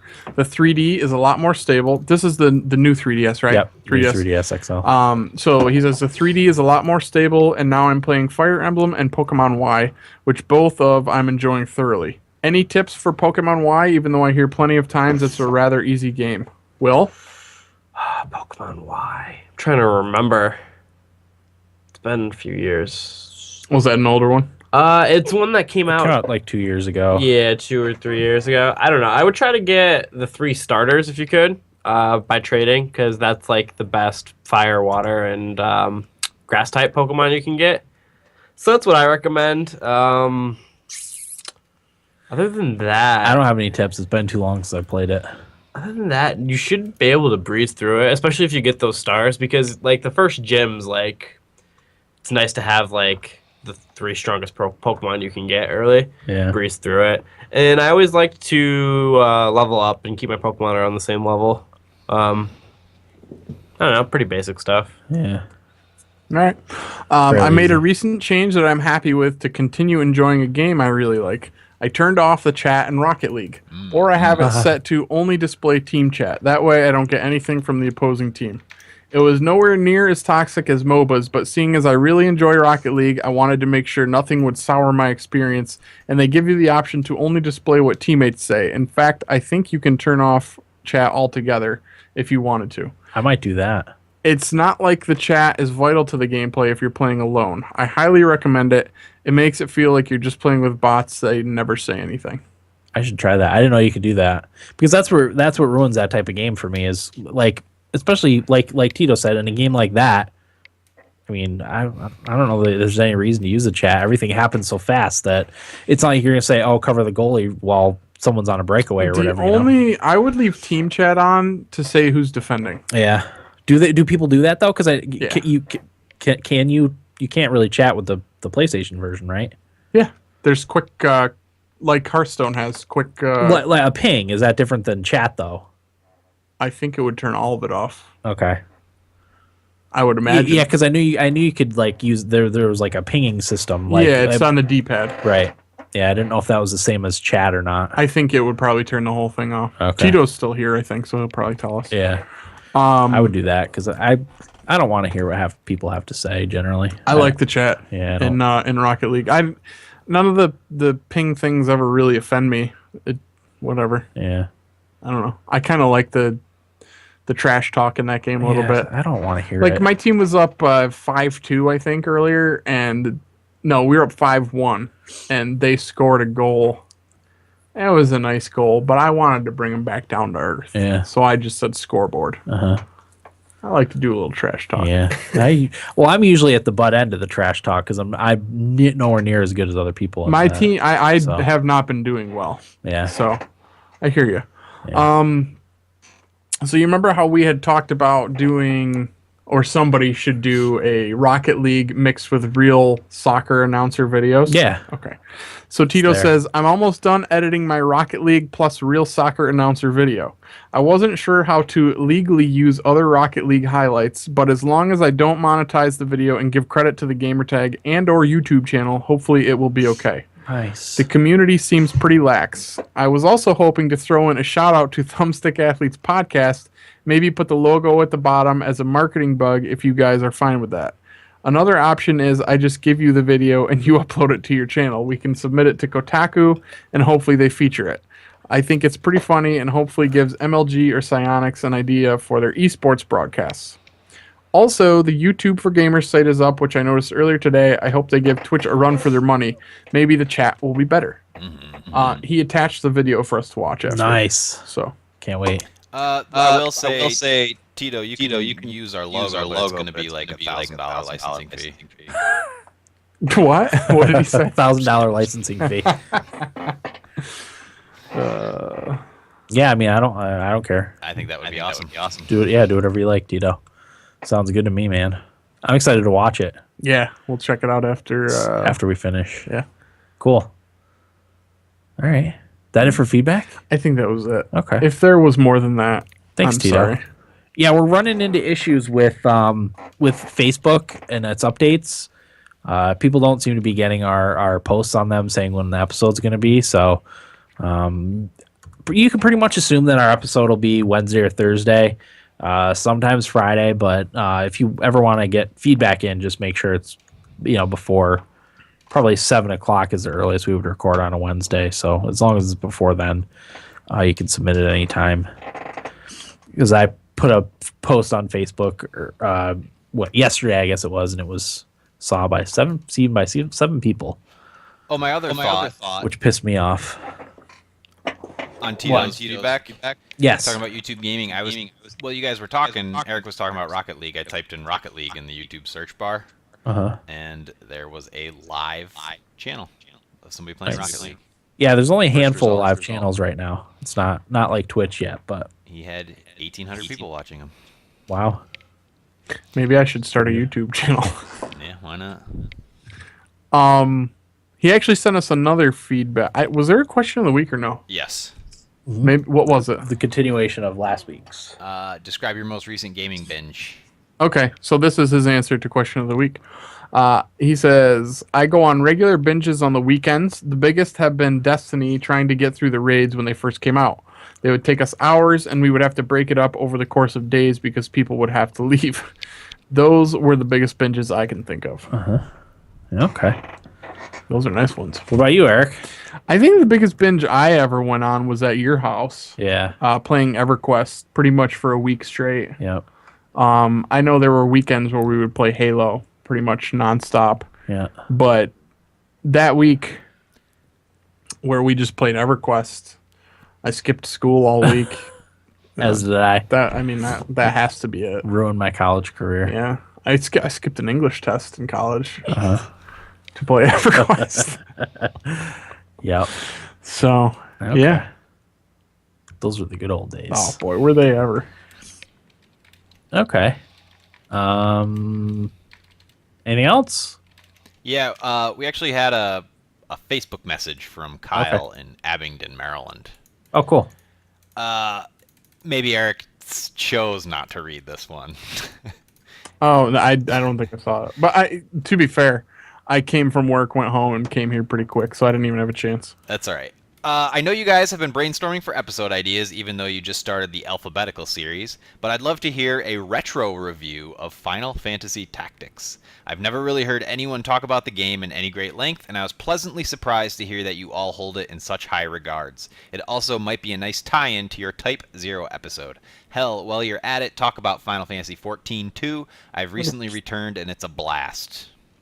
Do a Final Fantasy episode. I will talk about both of those. I'm calling in that week. Calling in. No, I really liked Final Fantasy Tactics, but I don't want to talk about it. I could talk about it all the time. But we should do it if somebody wants to. Yeah, I feel like if we get an episode request, we must oblige. Particularly from someone I don't think we've heard from before. Yeah, No. thanks by the way for the feedback. I think he's new like on our Facebook page. I think. So yeah, welcome, Kyle. And I think I don't know when the next time we don't have a topic ready will be. Next week. Yes. Disney Infinity. Hello. Oh, are we gonna do an episode on Disney It's Infinity? up to you guys. That's fine with me. Because we haven't covered the series at all yet. Sorry, Will. You're either gonna have an Sorry unhappy, to bring something new to the table. You're either gonna have an unhappy me or Eric next week. The other. I'd like to go dig right into Final Fantasy Tactics.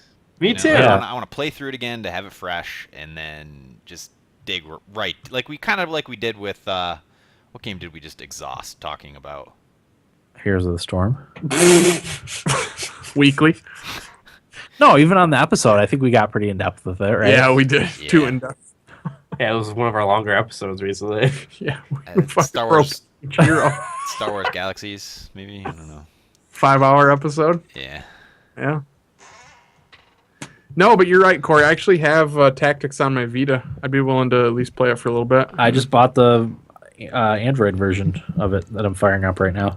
You know what I'll do? I did a I'll close it, but topic schedule a while back. I'll do another one for this yeah, upcoming weeks. We'll see if we can squeeze it in the next 2 months probably. Because there's nothing coming out early October, right?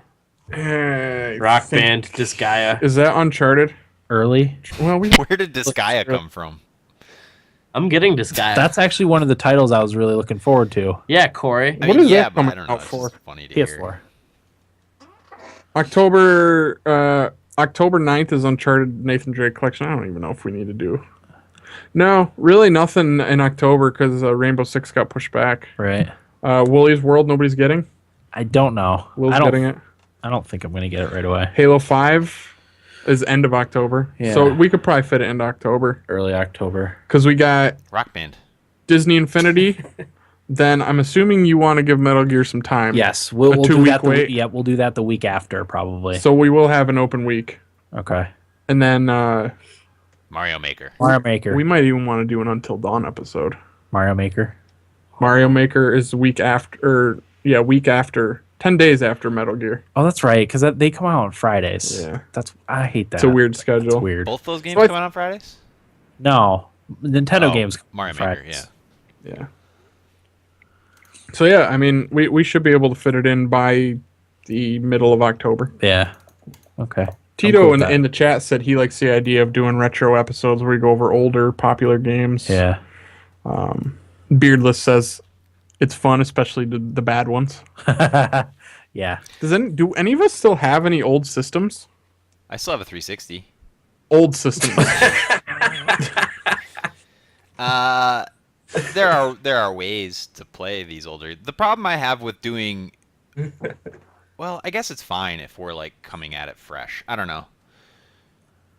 What? I think there's like two ways to approach it, and you either have to exhaust it or like come at it as somebody who's never played it before. And Which talk I about think it a like lot of that. people haven't played it before. I Right, can right, assure you, I probably haven't played a lot of them. It Yeah. was. I remember when it came out and whatever, and then it was like really hard to find for a long time, and then they came out with like the greatest hits version, and then they started coming out with Final Fantasy Tactics on a lot of different things. But for a while, it was really hard to find. I remember looking for it. You're talking about Final Fantasy Tactics, right? Tactics, yeah, when it originally came out many moons ago. Yeah, it'd be fun to like pick a game that is very popular or something, or is like a precursor to a genre kind of thing, and play it and then talk about it. Have any of us really dug into Mega Man? I have not played much Mega Man. Because they just put a Mega Man collection out. Yeah. It's got 1 through 6. Yeah, I would be half tempted to do that. Yeah. Do something along those lines. yeah, I'm cool with that. But we can pick through that off air some point. Sounds good to me. Yeah. So yeah, we'll aim on having a Final Fantasy Tactics episode early October, hopefully end of September, early October. So not next week. No. Not next week, no. Disney Infinity, bud. Disney, yeah, that's a good idea. We haven't covered that series before. It'll probably be Disney Dan, I've Infinity. got school. That's fine. I want to talk about it. I'm not familiar at all with it. I'll watch some YouTube videos, I'll and stream it. Twitch streams and stuff of it, and familiarize myself with the series. So, Capcom publisher sale for Nintendo. I don't know what games are on there. A but Nintendo sale is like 20% 10%. off. that's not true. What did I get that was really cheap? They put out Ollie, that like what? Ollie. And they Cross- remember when they put out that Zelda game for free? Oh yeah, no, you got to pick when you bought Mario Kart 8. You got to pick one of 4 games for free. No. They put out the 4 Swords. Remember? Yeah, I do remember that. Free. I do remember that. That was uncharacteristic. It is uncharacteristic. And I don't think they've done it since, have they? Now. They probably realize we could sell this, so why are we giving it away for free? PSN Retro Sales got Child of Light, Ooh, Hotline Miami 1 and 2, Ollie Ollie 2, Retro City Rampage, Rogue Legacy's on there. some good games on And there. some of these are like dirt cheap. Okay. Some like 70-80%. Titan Souls, Towerfall, Trials Fusion, SteamWorld Dig. A lot of good stuff on that one. Corey, Yo. question of the week for next week. What do you avoid bringing up in mixed company? Just doesn't have to be gaming related. It never really has to be gaming related. I'll bring something gaming related because I feel responsible Okay. to do so. But whatever. Okay. I like that. Could go so many ways. It could go a lot of ways. Maybe it's just an unpopular opinion that you personally have. I got a lot of those. So do I. Are you trying to get us in trouble, Corey? Or an opinion that looks really bad out of context. Sounds good. Day next week. Probably Wednesday, Thursday. Yeah, I think so. Okay. I think I have to work late Oh, wait. Friday. Yeah, I definitely can't do Friday next week. Okay. My wife has a late class, I think on Wednesdays. So if we're going to do Wednesday, I'll have to have Mom come and watch the kids. Yeah. Her class is 7 to 10. Oof. Yeah. But anyway, we'll figure it out. Yep. And let you know Monday. I'll put it on our Facebook, even though only 5 people are going to get it. God damn it, that pisses me off. I just want to punch Mark Zuckerberg right in his big nose. You know? Hey, he's a prick. But any other thoughts, questions, comments? No, Dan, I'm just excited for the games coming out in the next couple of weeks. Me too. Yeah. Me too. I don't know if I'm more excited for Metal Gear or Mario Maker. I really don't. I'm more excited for Metal Gear just because I'm not creative enough to really appreciate Mario Maker. It comes with 100 levels. I know, that'll be fun, but I don't know. I'm excited for it. I just, I think the game I'm most looking forward to is... You mean for the rest of the year? Yeah, I don't know. I was trying to think of the upcoming releases. I'm actually that are really gonna- pumped for Battlefront Yeah. after seeing everything. Battlefront should be good. But I'm a lot more excited for Metal Gear than I was. Yeah. So I'm actually looking forward to it myself. yeah, Because of the the good whole reviews. base building, Yeah. mother base stuff sounds just freaking awesome. Yep, I So- agree. That's what sold me on playing it. I'm going to be playing Will's copy, but And then the online stuff looked really cool too. And I know that's not coming out at launch, but right. Is there an That'll- Assassin's Creed coming out this year? Yeah, it's a year, isn't it, Corey? That's true. It's been a year. it's the one set in England, Syndicate. Victoria. Yeah, I think it is Syndicate. You're right. You're right.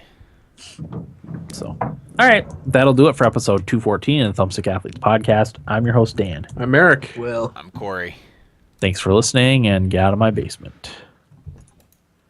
All right. That's it.